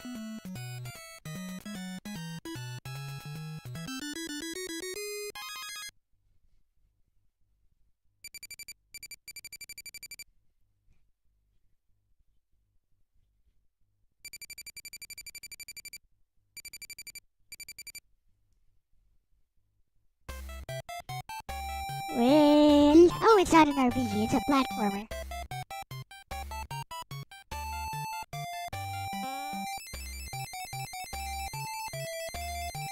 What is that?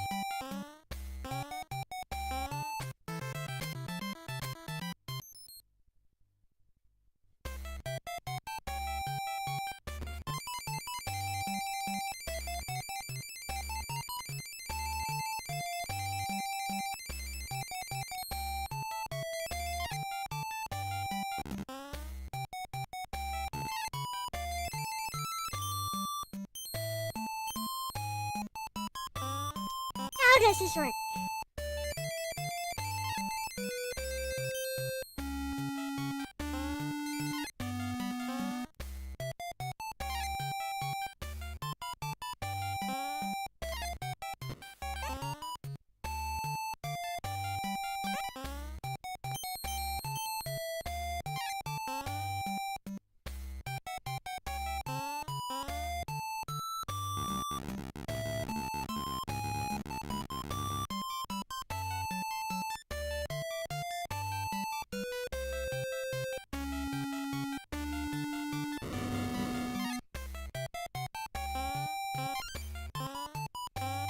Okay.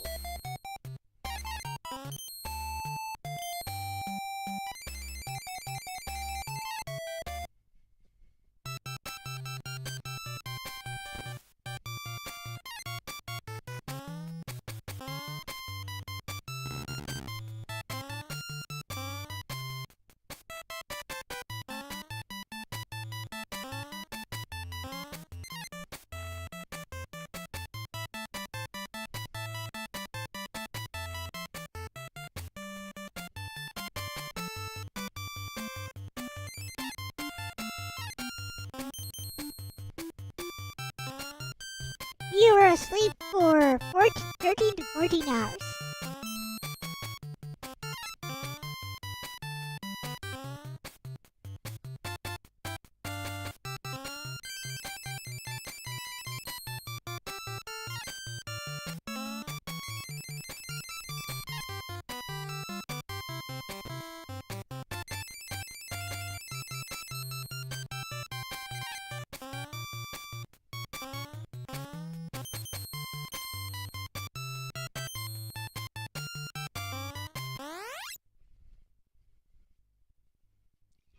Hello, the jokey.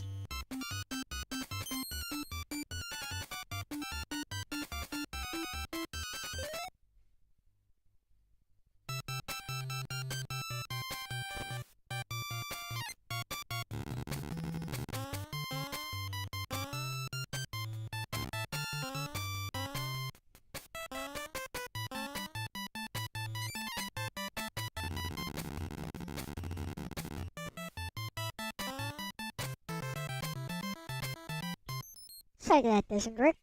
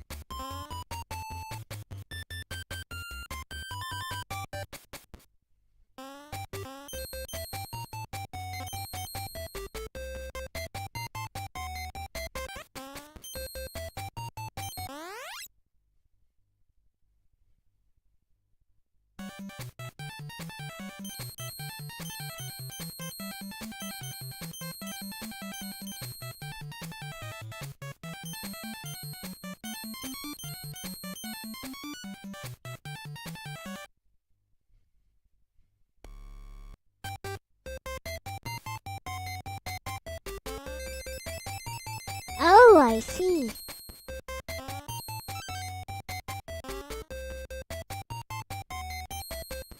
Must be tough, something.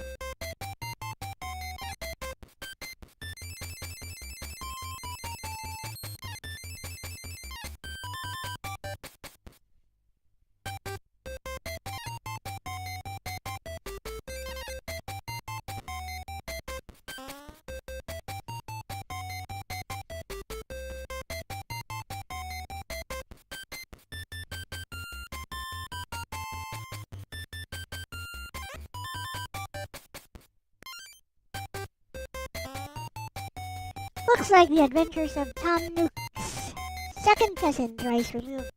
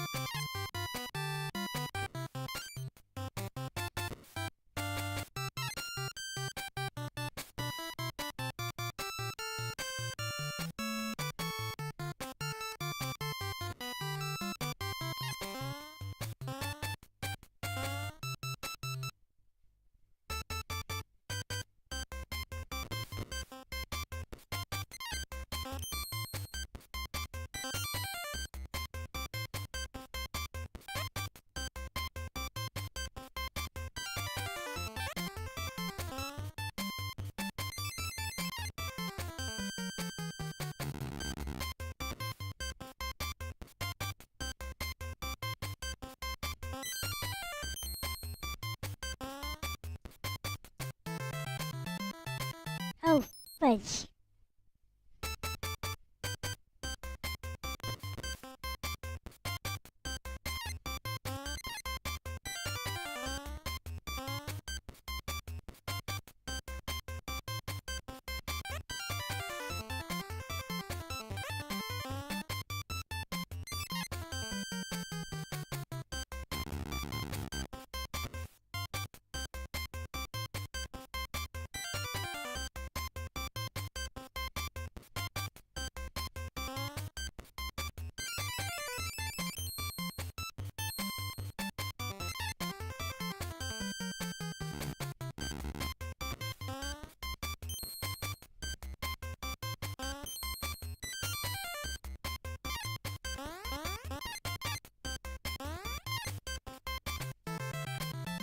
Ugh.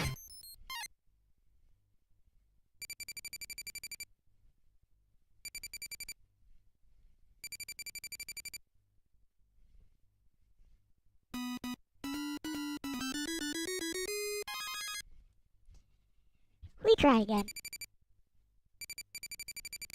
Ah, Nimblio. Did it crash again? Did it? You tell me. It seems to be going okay.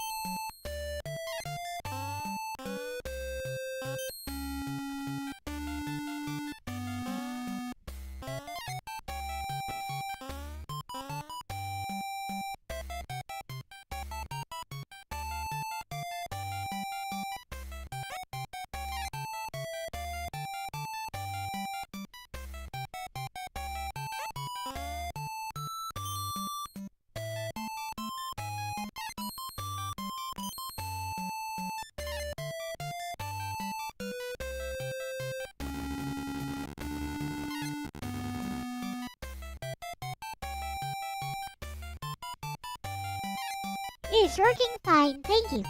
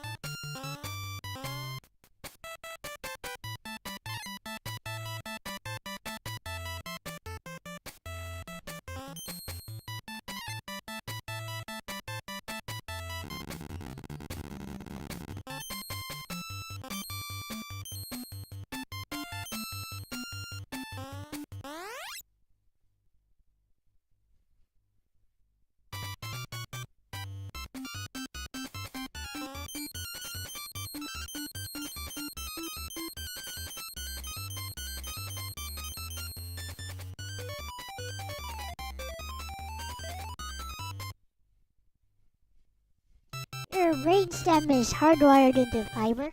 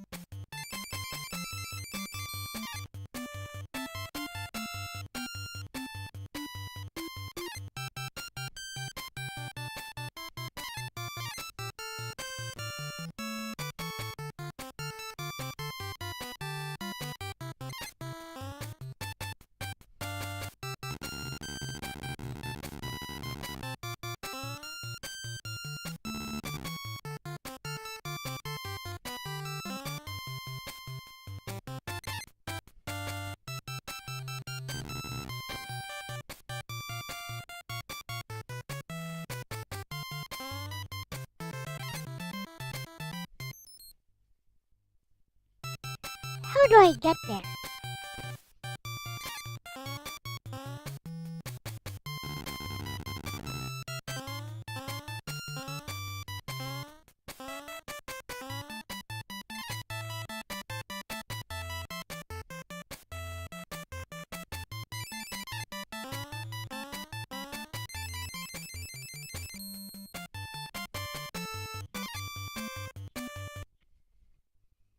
Anybody hear about the insurance fraud? Play that motocross rally game. I could do that. Hey Logan, welcome.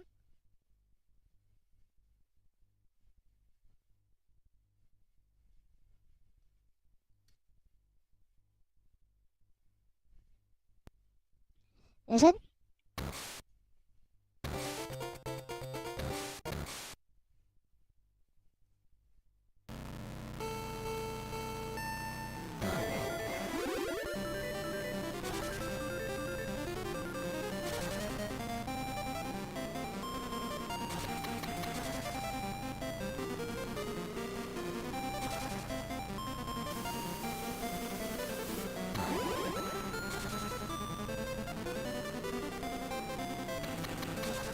Need to figure out how to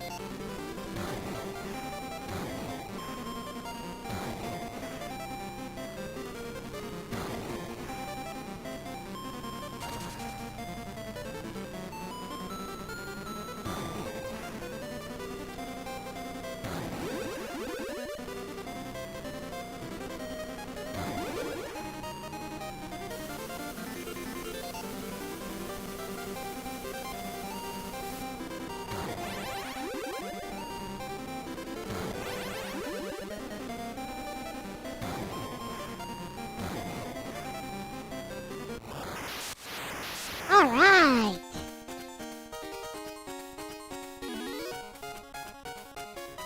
Shadowgate. Oh, it's a Game Boy Color.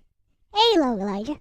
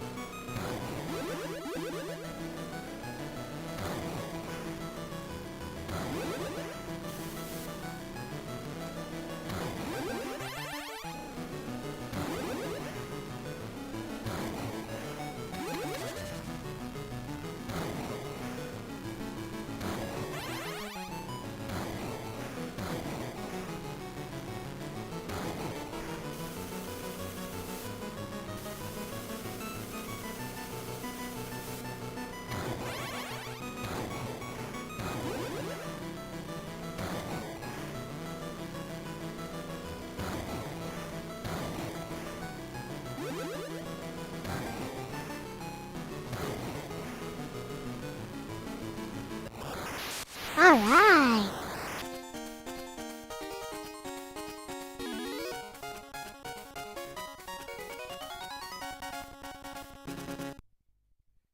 Sometime in the future. Alright.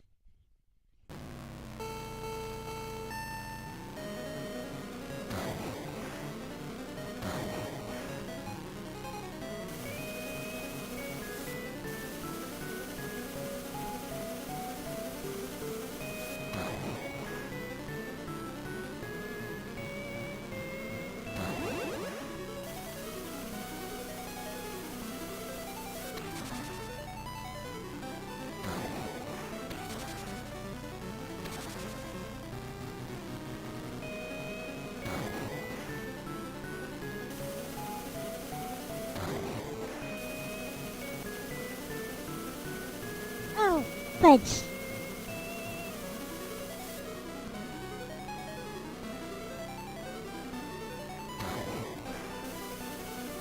I'm out of the nitro stuff.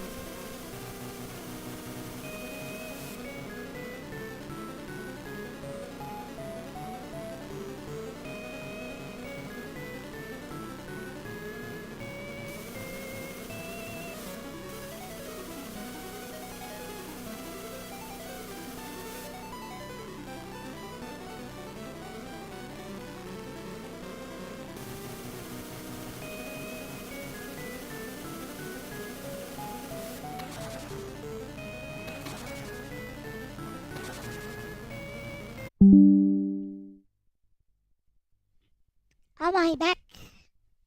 Should be back.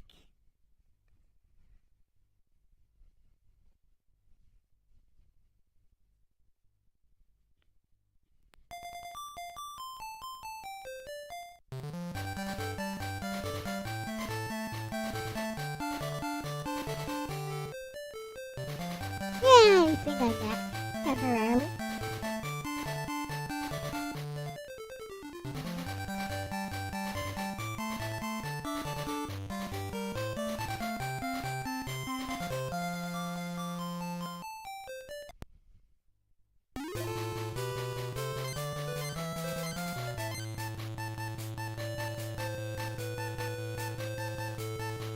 Yeah, looks like I'm back.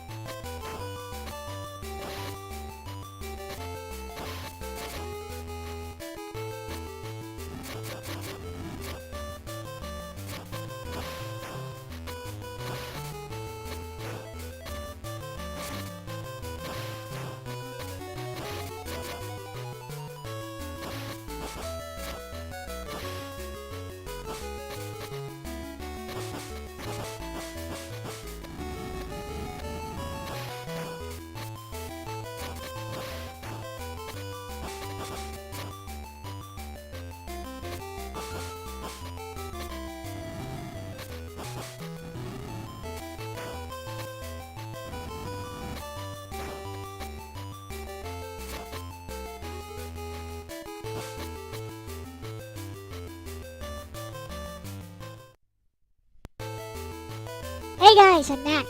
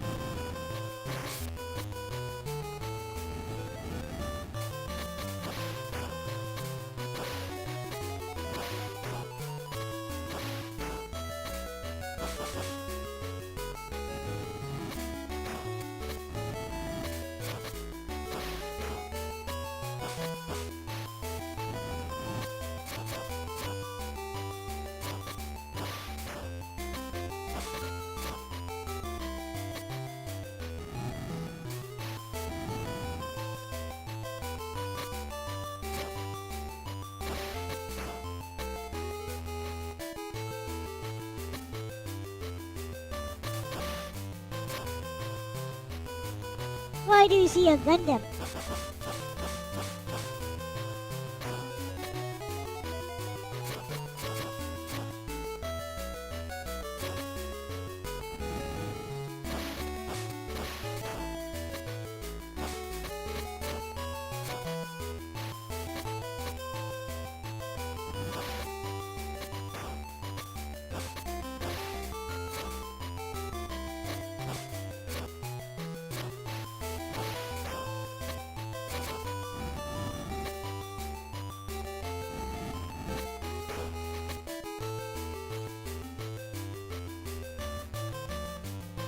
Welcome back. Thank you.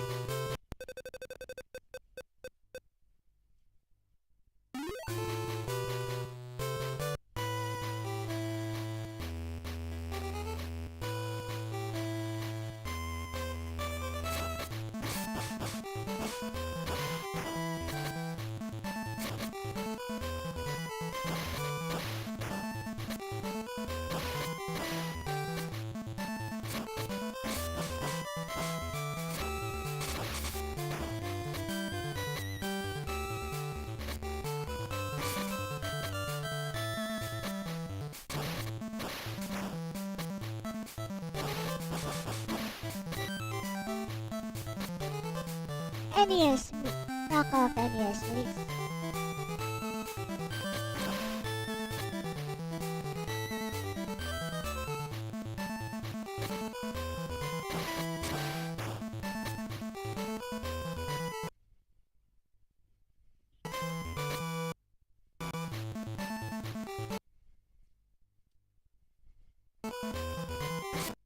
What's that you say?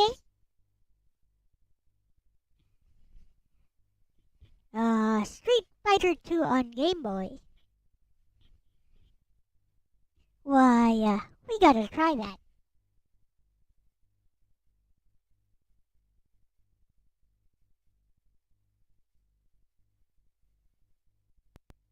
Let's see how bad it is.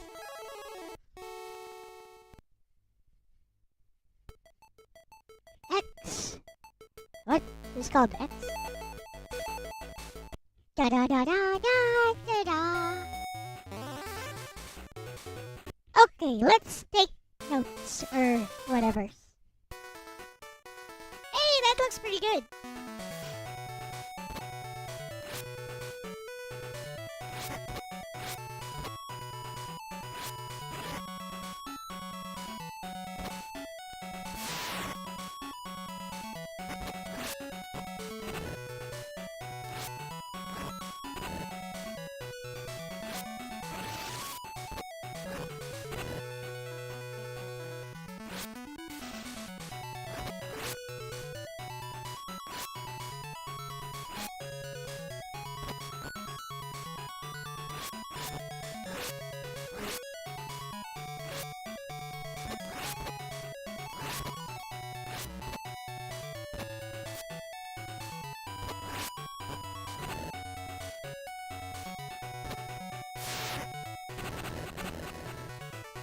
Sonic Boom!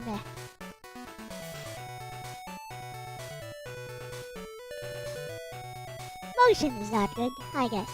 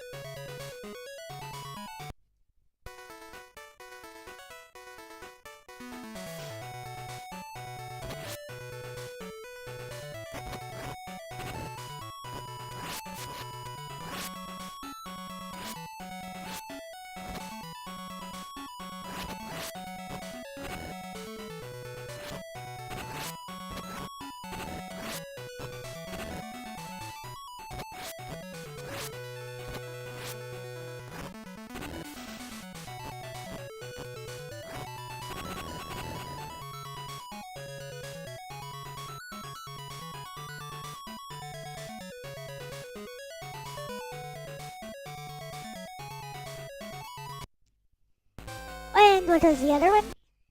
Mortal Kombat. Let's try that one.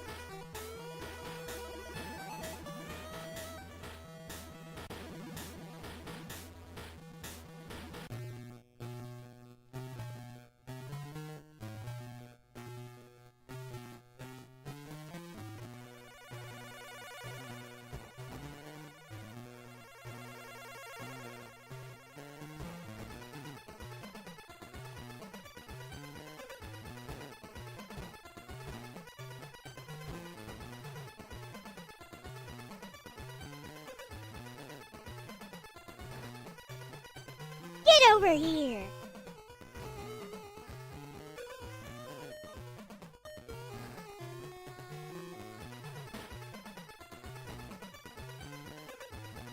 Yeah.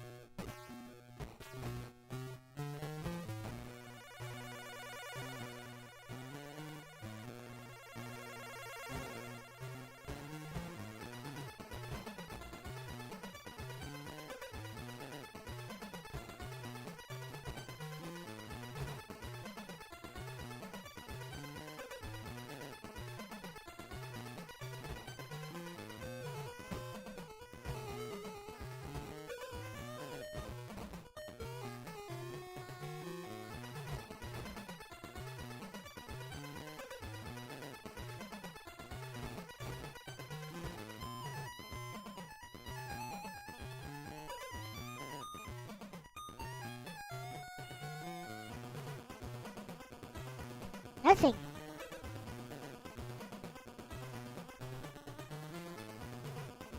Wow, this sucks.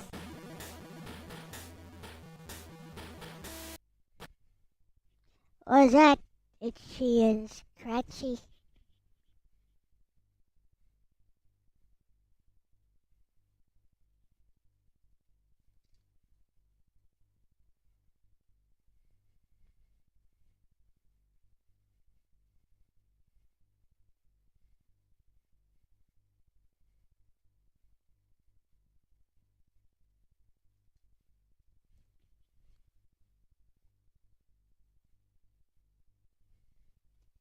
Okay, we'll try that.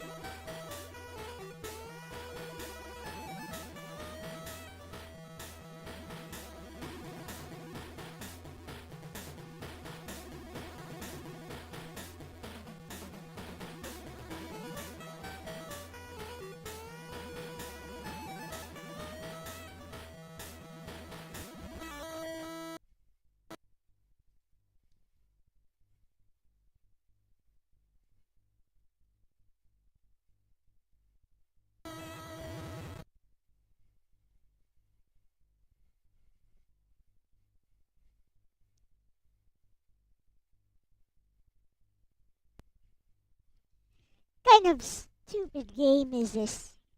Hello, Ivan VZ. You know what? I think I'll make the Friday stream another Game Boy stream. Haven't had enough quite yet.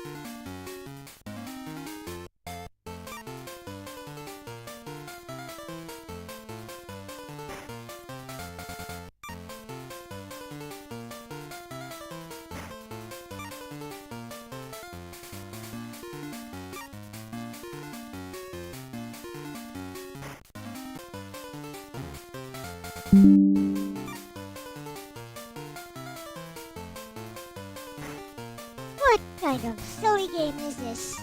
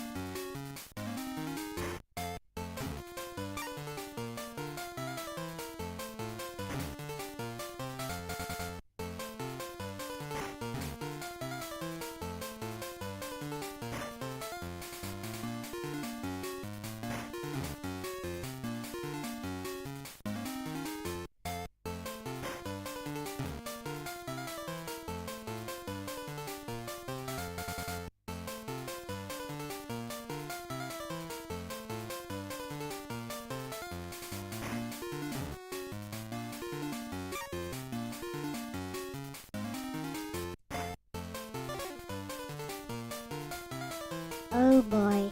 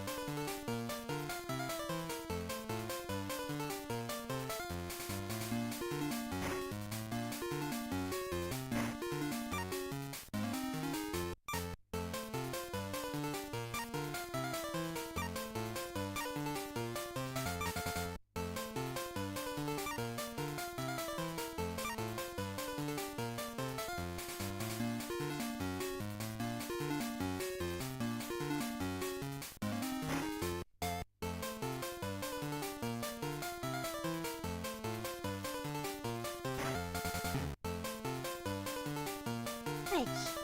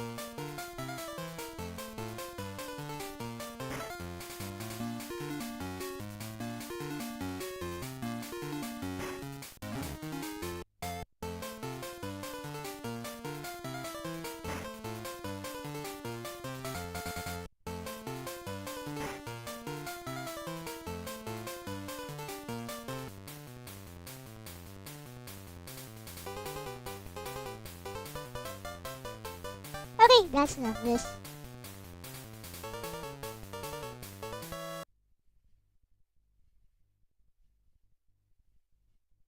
Japan platformer, it's Pokon yan.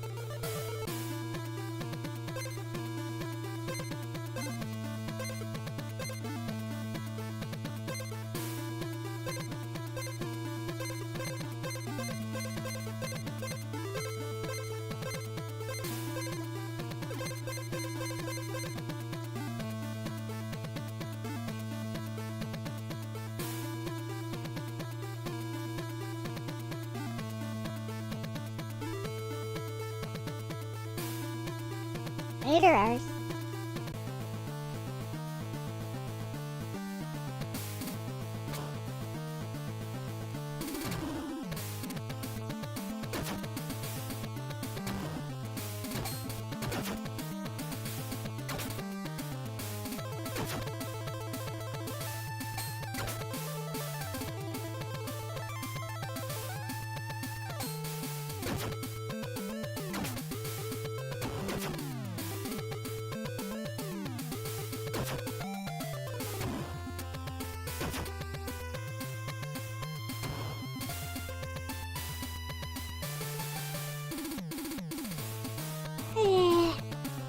Here we go.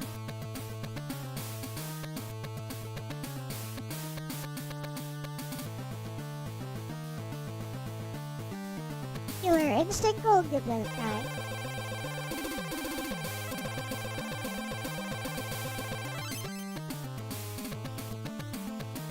I'm going to do more Game Boy games this Friday. This stream was not good. It was interrupted so on.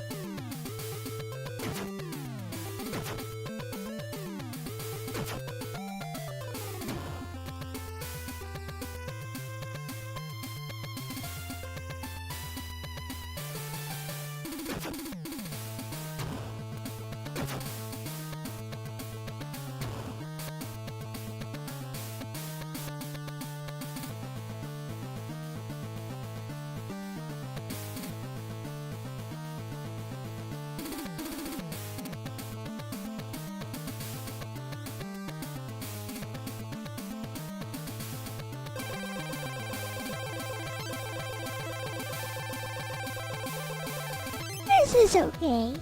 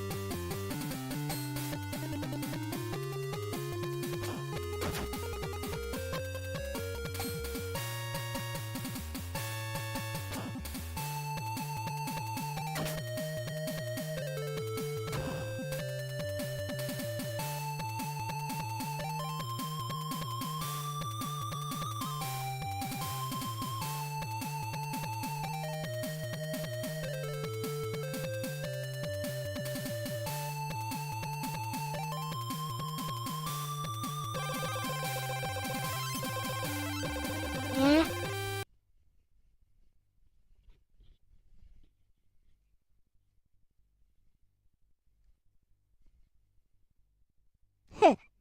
Hey Logan, how about this one?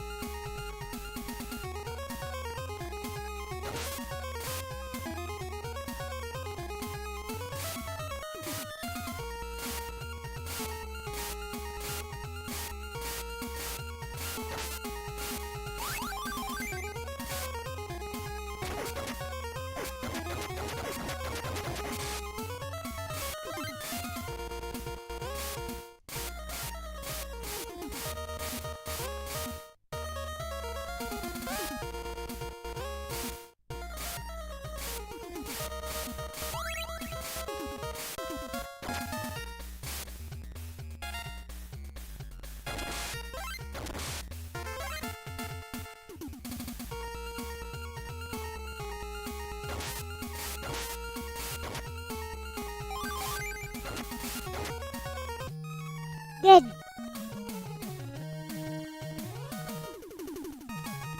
I fell.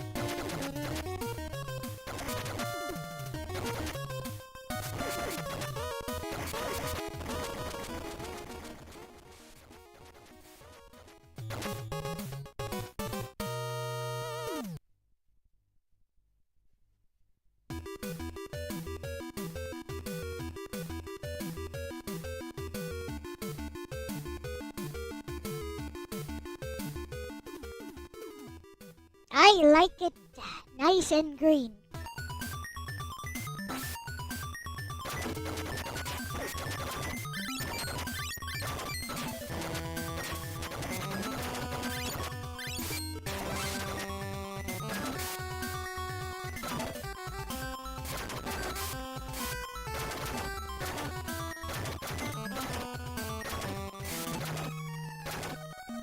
Yeah.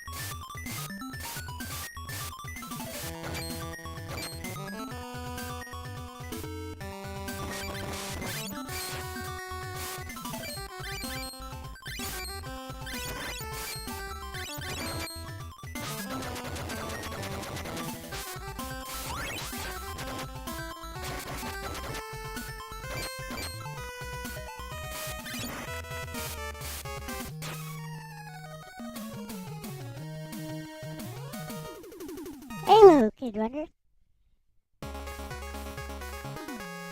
Well, let's try something else.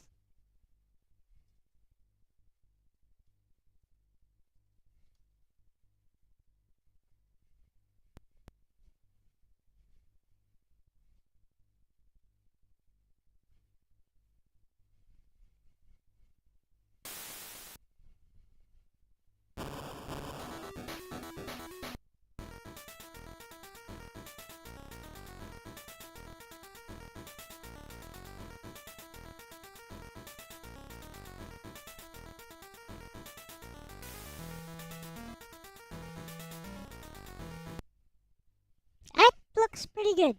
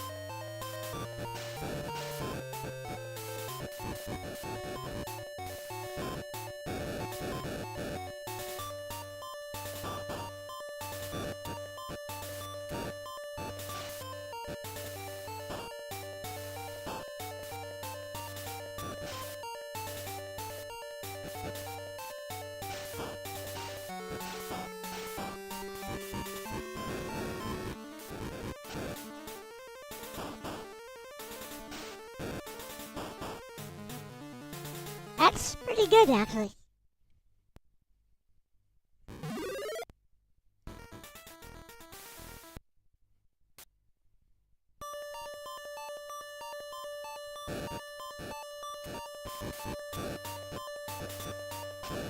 They did not scale back the actual gameplay, by the way.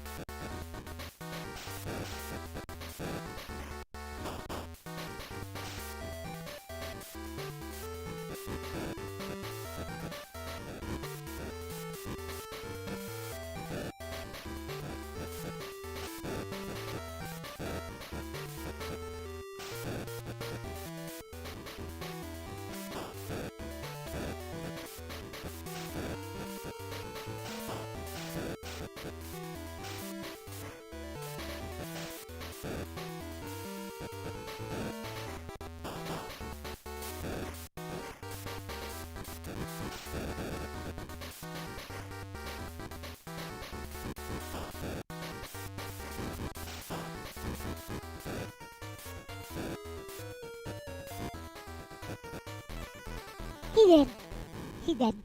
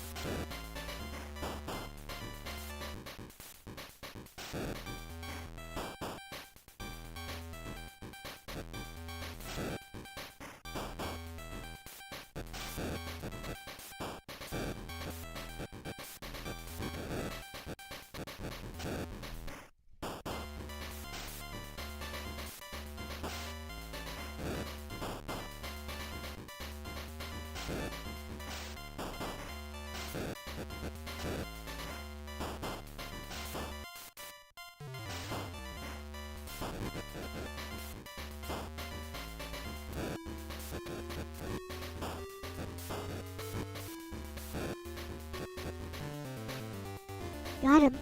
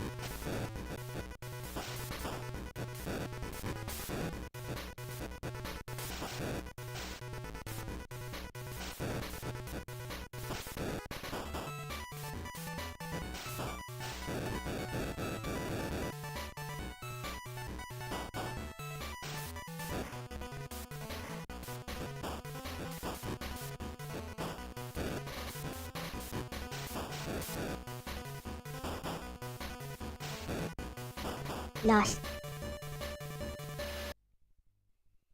I see what else we got here.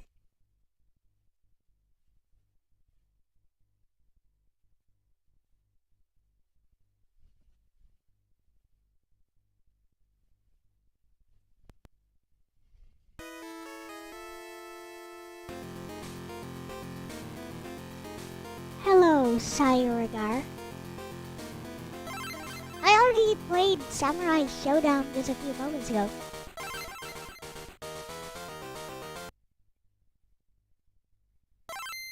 Some kind of Kamen Rider game.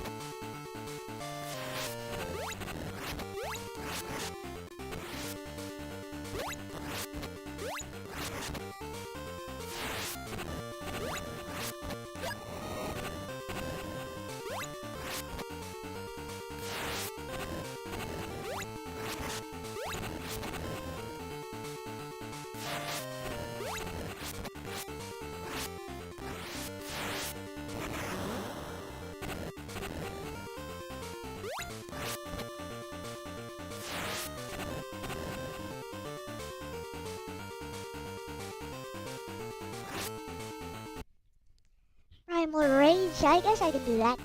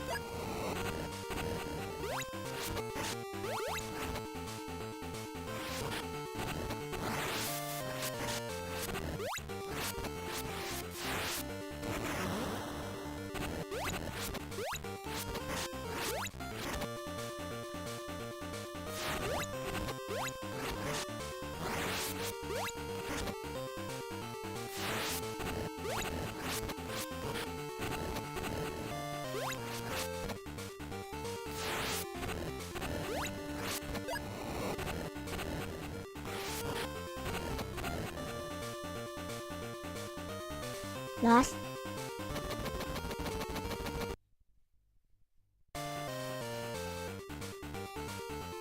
Halo chip on. I don't know about downloading ROMs on the fly, but it does download the cores on the fly.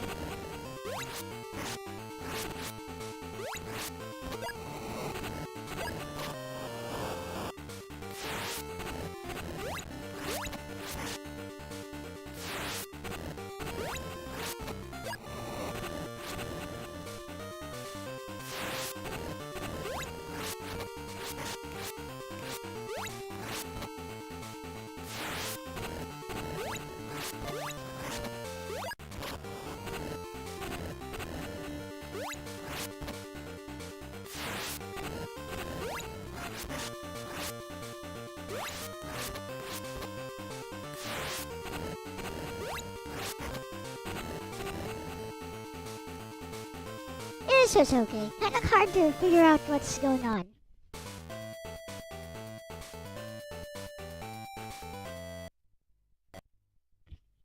Alright, Killer Instinct. And, no, Primal Rage. I mean, Primal Rage was pretty jank even on the SNES, was it? How would this be any different?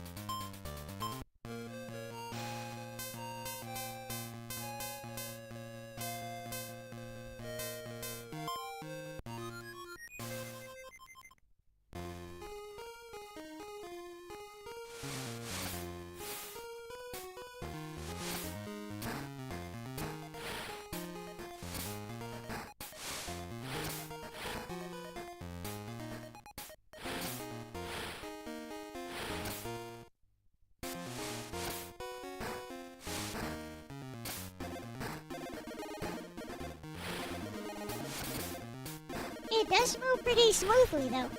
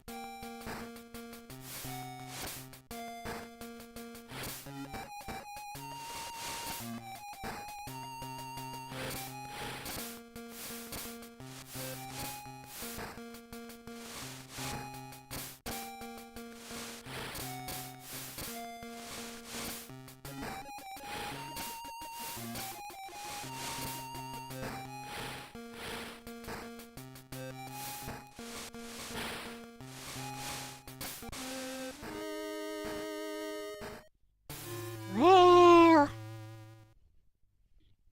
Dai Katana.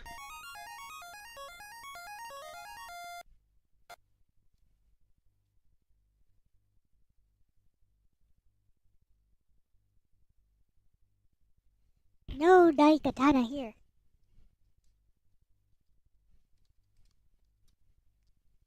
Is it a new one? Oh, it's from Japan. Okay.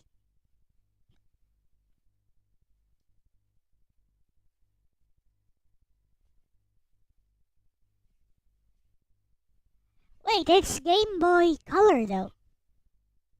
It is Game Boy Color.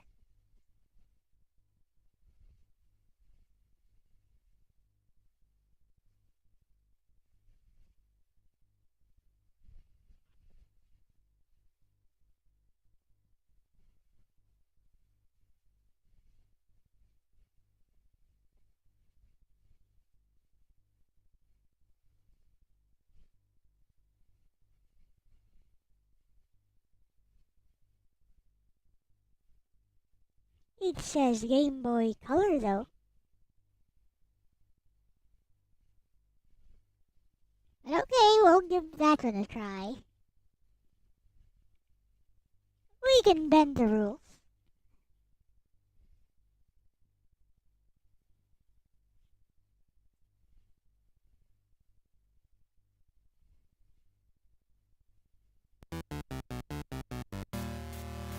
Emco.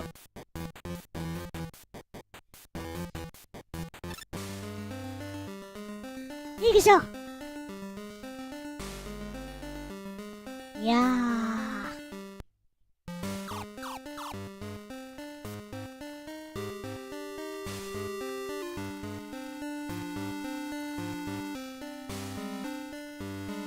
Maita. Yo wa kore made.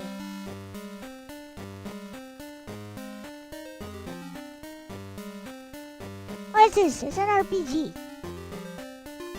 An RPG, is it?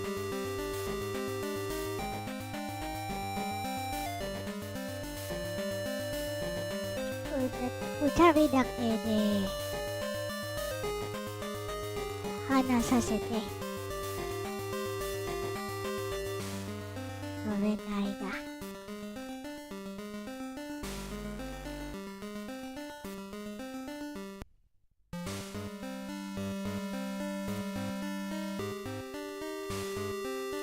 Blah blah blah blah blah blah blah blah blah blah blah blah blah blah blah blah blah. しかし大刀の作成は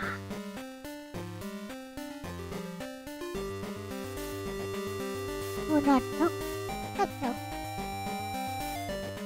私たち whatever.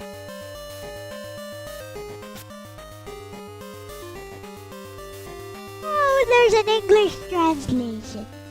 No, I downloaded this just now. 大丈夫。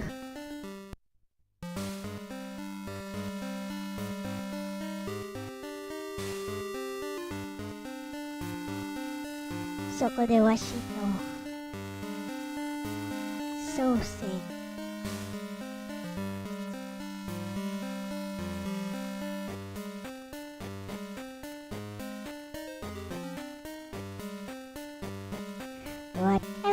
whatever. He's boring me.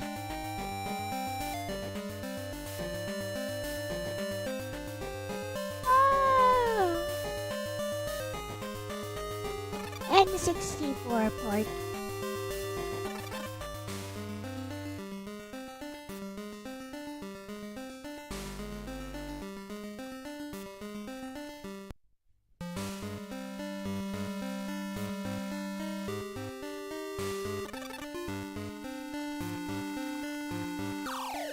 The big katana. The great katana. I guess. The katana.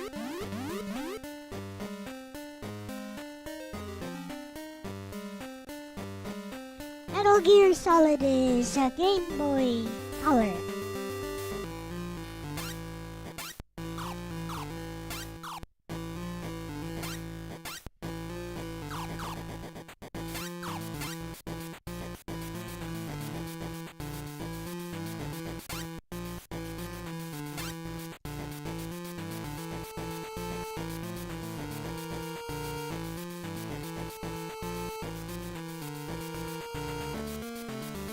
Very boring.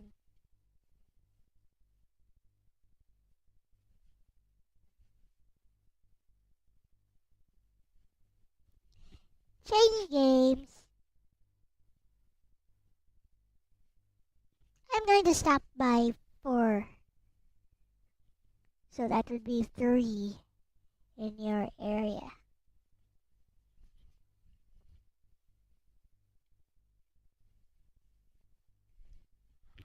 Let's switch genre. Let's see now.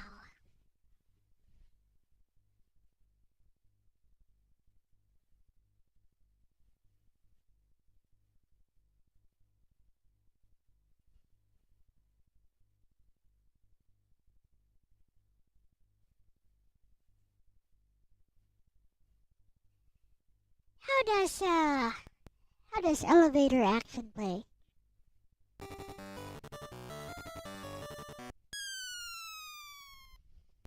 Is it the same? Maybe it looks the same, but looks a little bit bigger. Bleep bleep bleep bleep bleep bleep bleep bleep bleep bleep.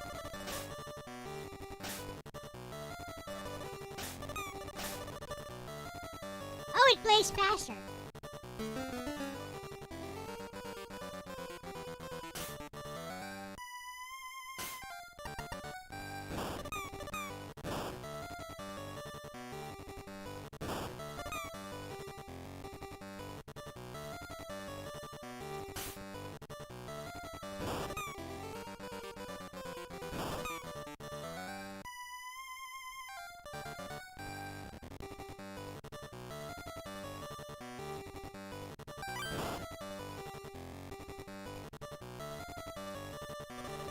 Shotgun.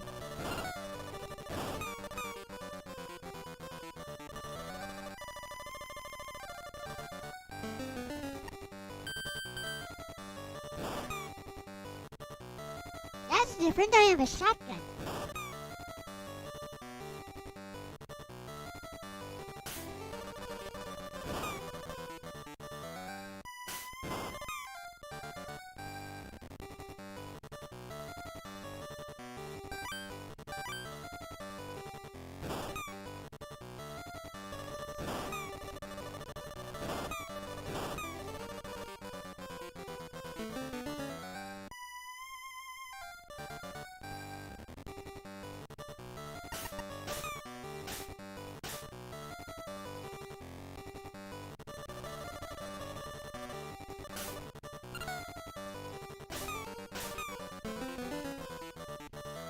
Hello, crossover gamer.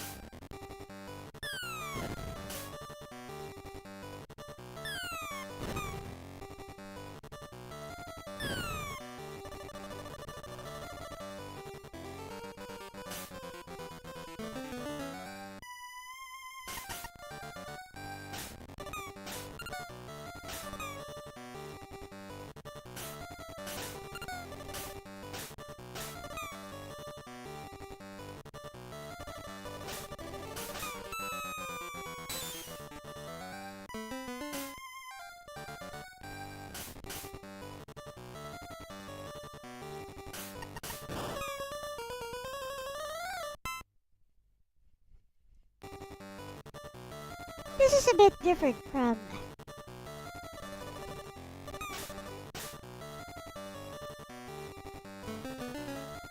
the usual elevator action. It's not completely the same as the Famicom game.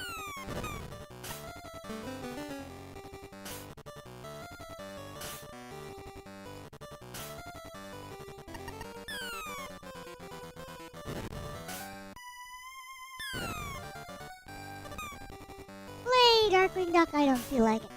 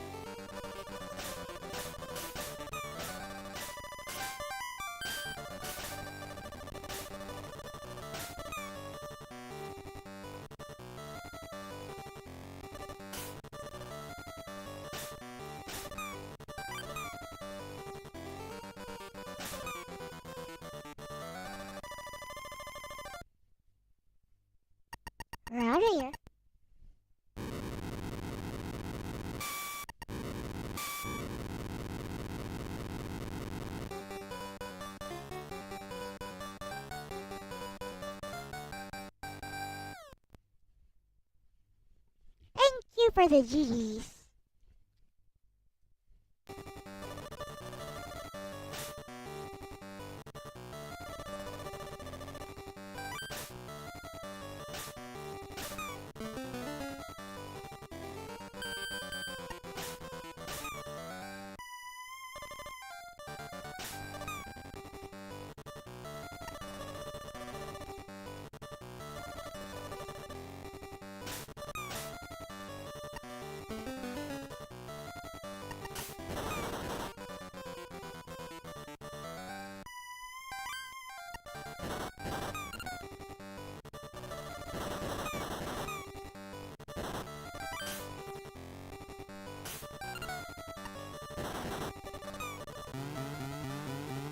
Oh, fudge.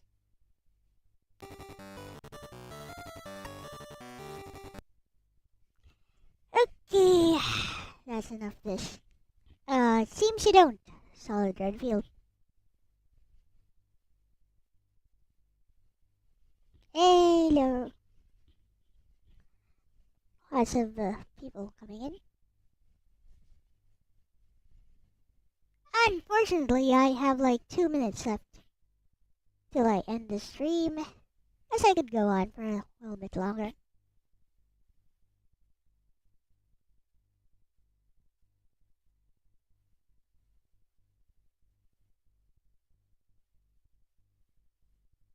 Alright, here's Darkwing Duck.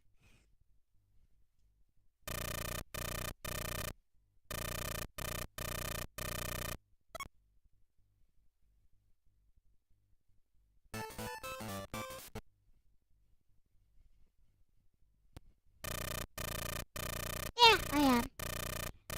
I'll finish here. Guess I'll continue this on Friday.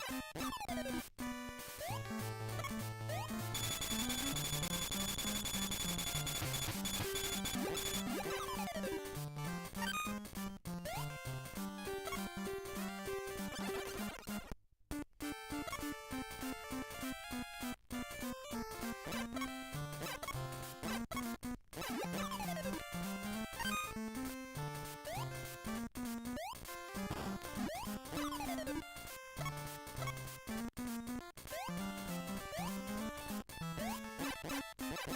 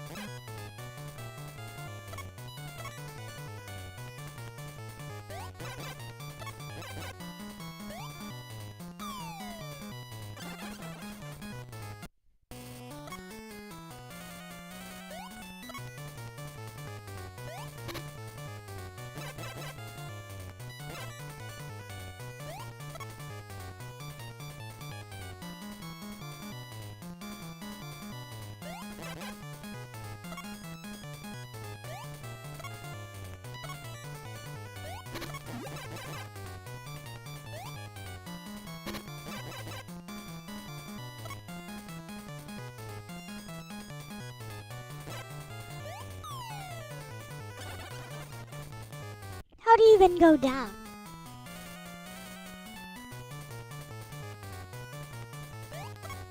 Oh, okay.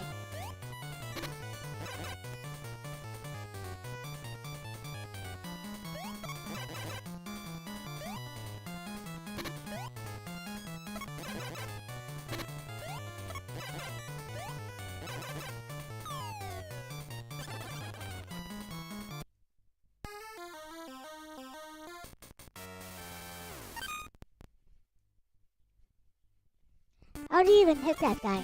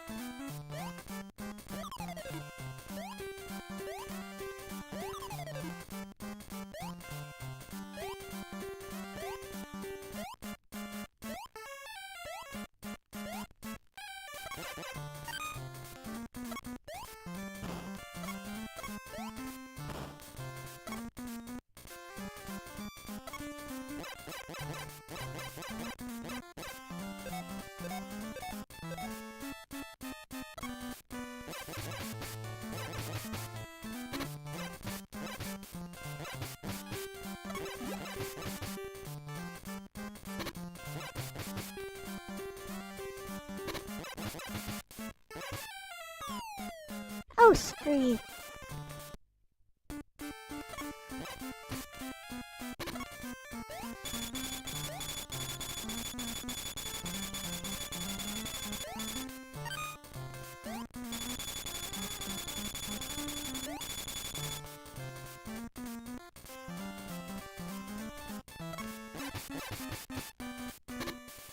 Yes, it does.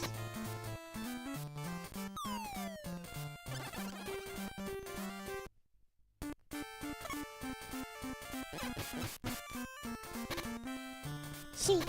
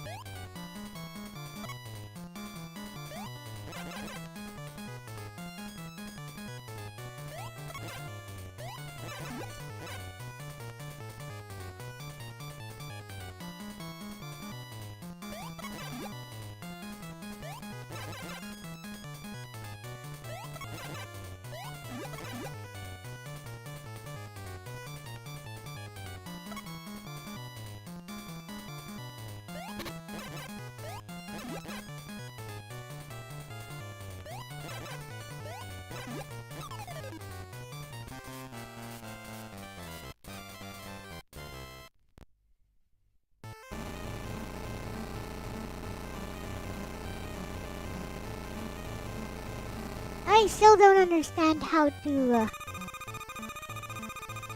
get past those shield enemies. Those cape shield enemies. Oh well, whatever.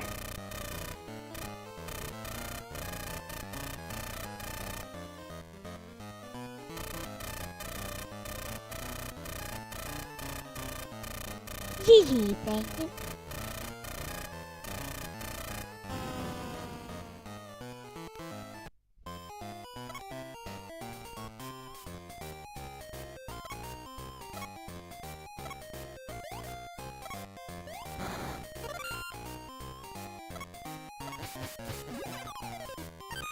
Basically, it's Darkwing Mega Man.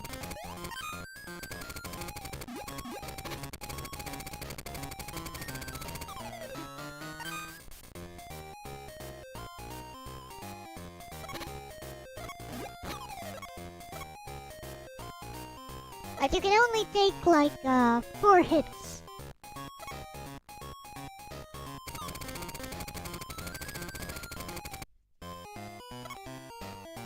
So it's all trial and error.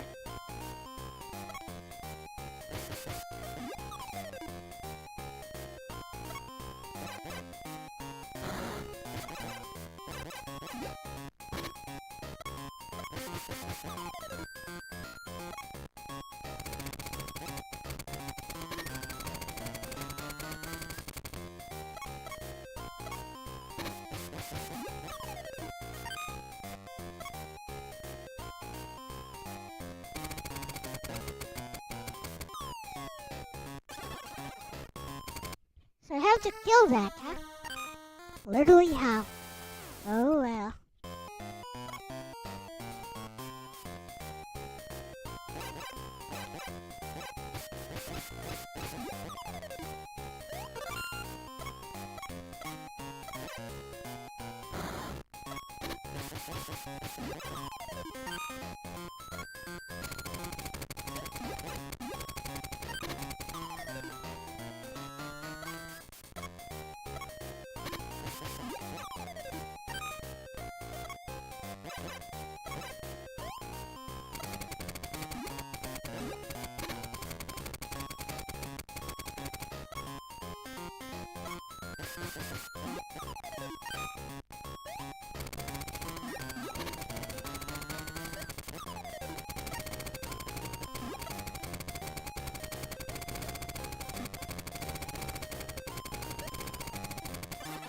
What? Hey!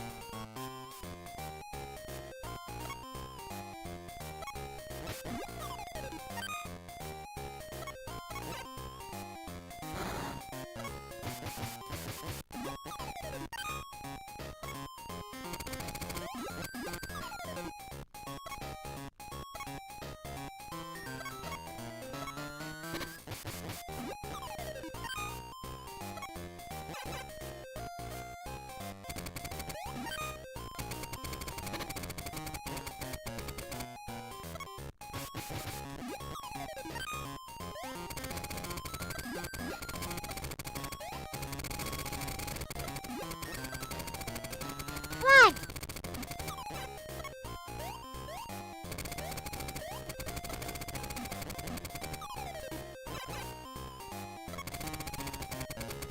Come here!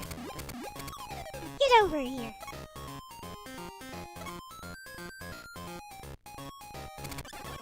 What? Yeah, trial and error all day long.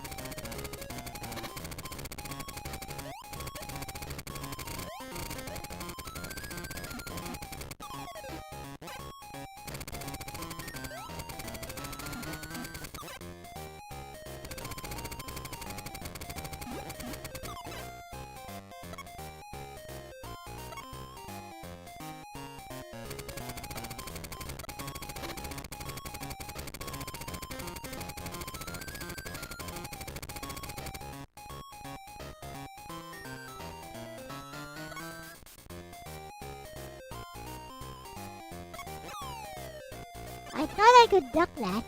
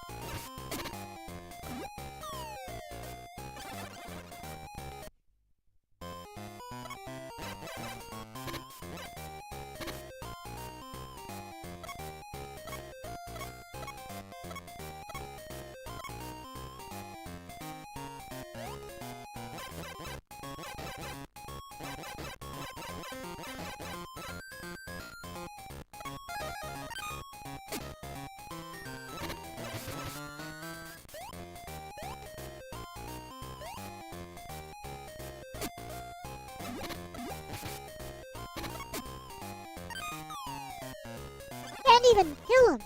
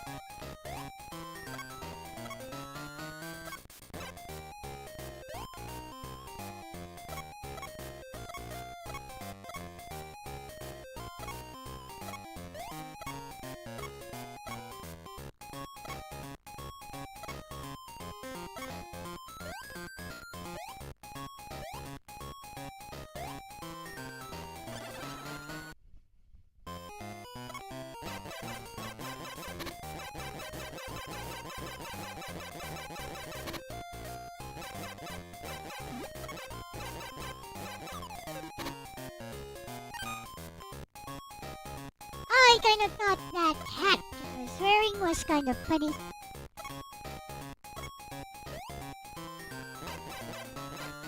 So that's how it works.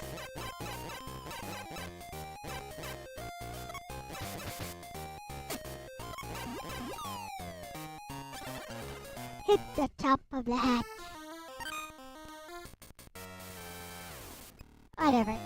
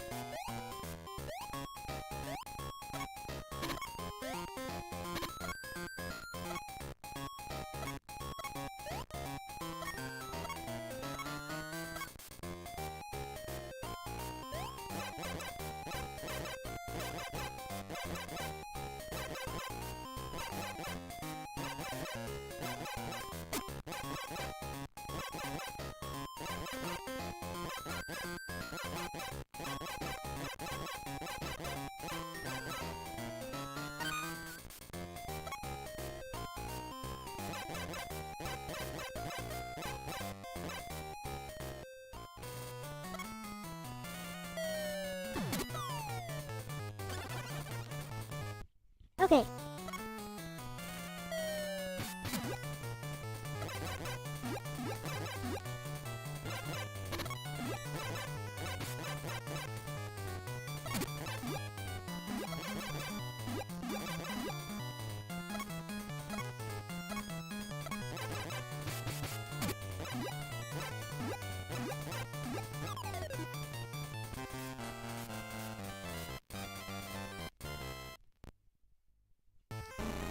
Well, that guy was weak.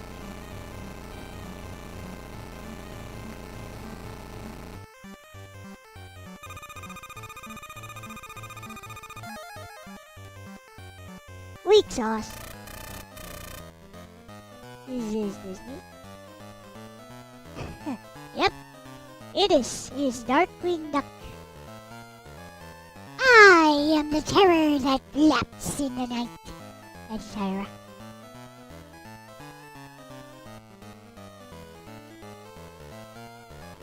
Anyways, I'm tired, so we'll leave it at that. Game is okay, I guess.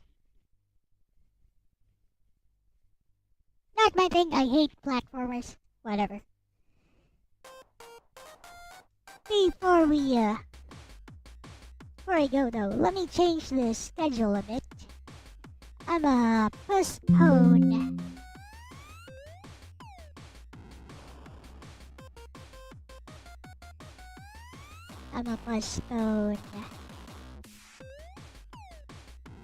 Or rather, cancel Chocobo's Dungeon to,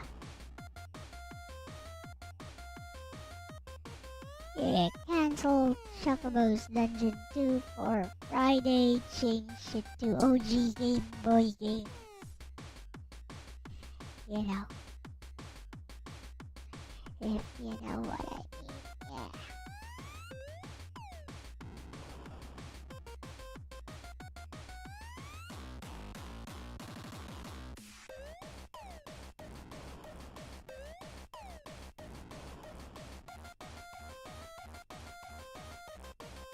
Where be it? It be where?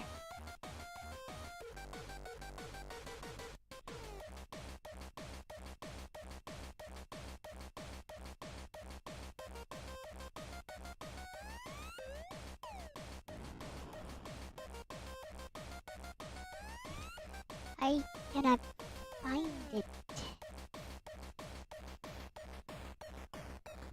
Never mind, I found it.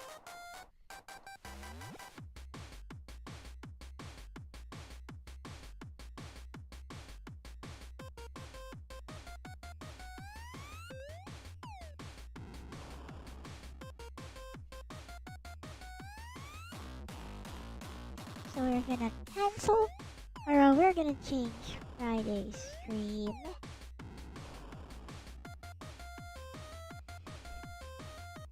There you go. Where's the stream chat? Is gone. Whatever. GG, thank you. Okay, there we go. OG Game Boy Games, but tomorrow we'll be playing Final Fantasy X once again. Trying to make some progress, mostly trying to show off the story. Okay. That's it. Thank you very much everyone for watching. This has been Elle-C, super sleepy, and I'm out. Bye-bye! Bye-bye! I'm a cute little girl with a jaded face. Elle is my name and 13 is my age. I'm not just a lolly and that's a fact. I'll praise and cheer for all your super chats.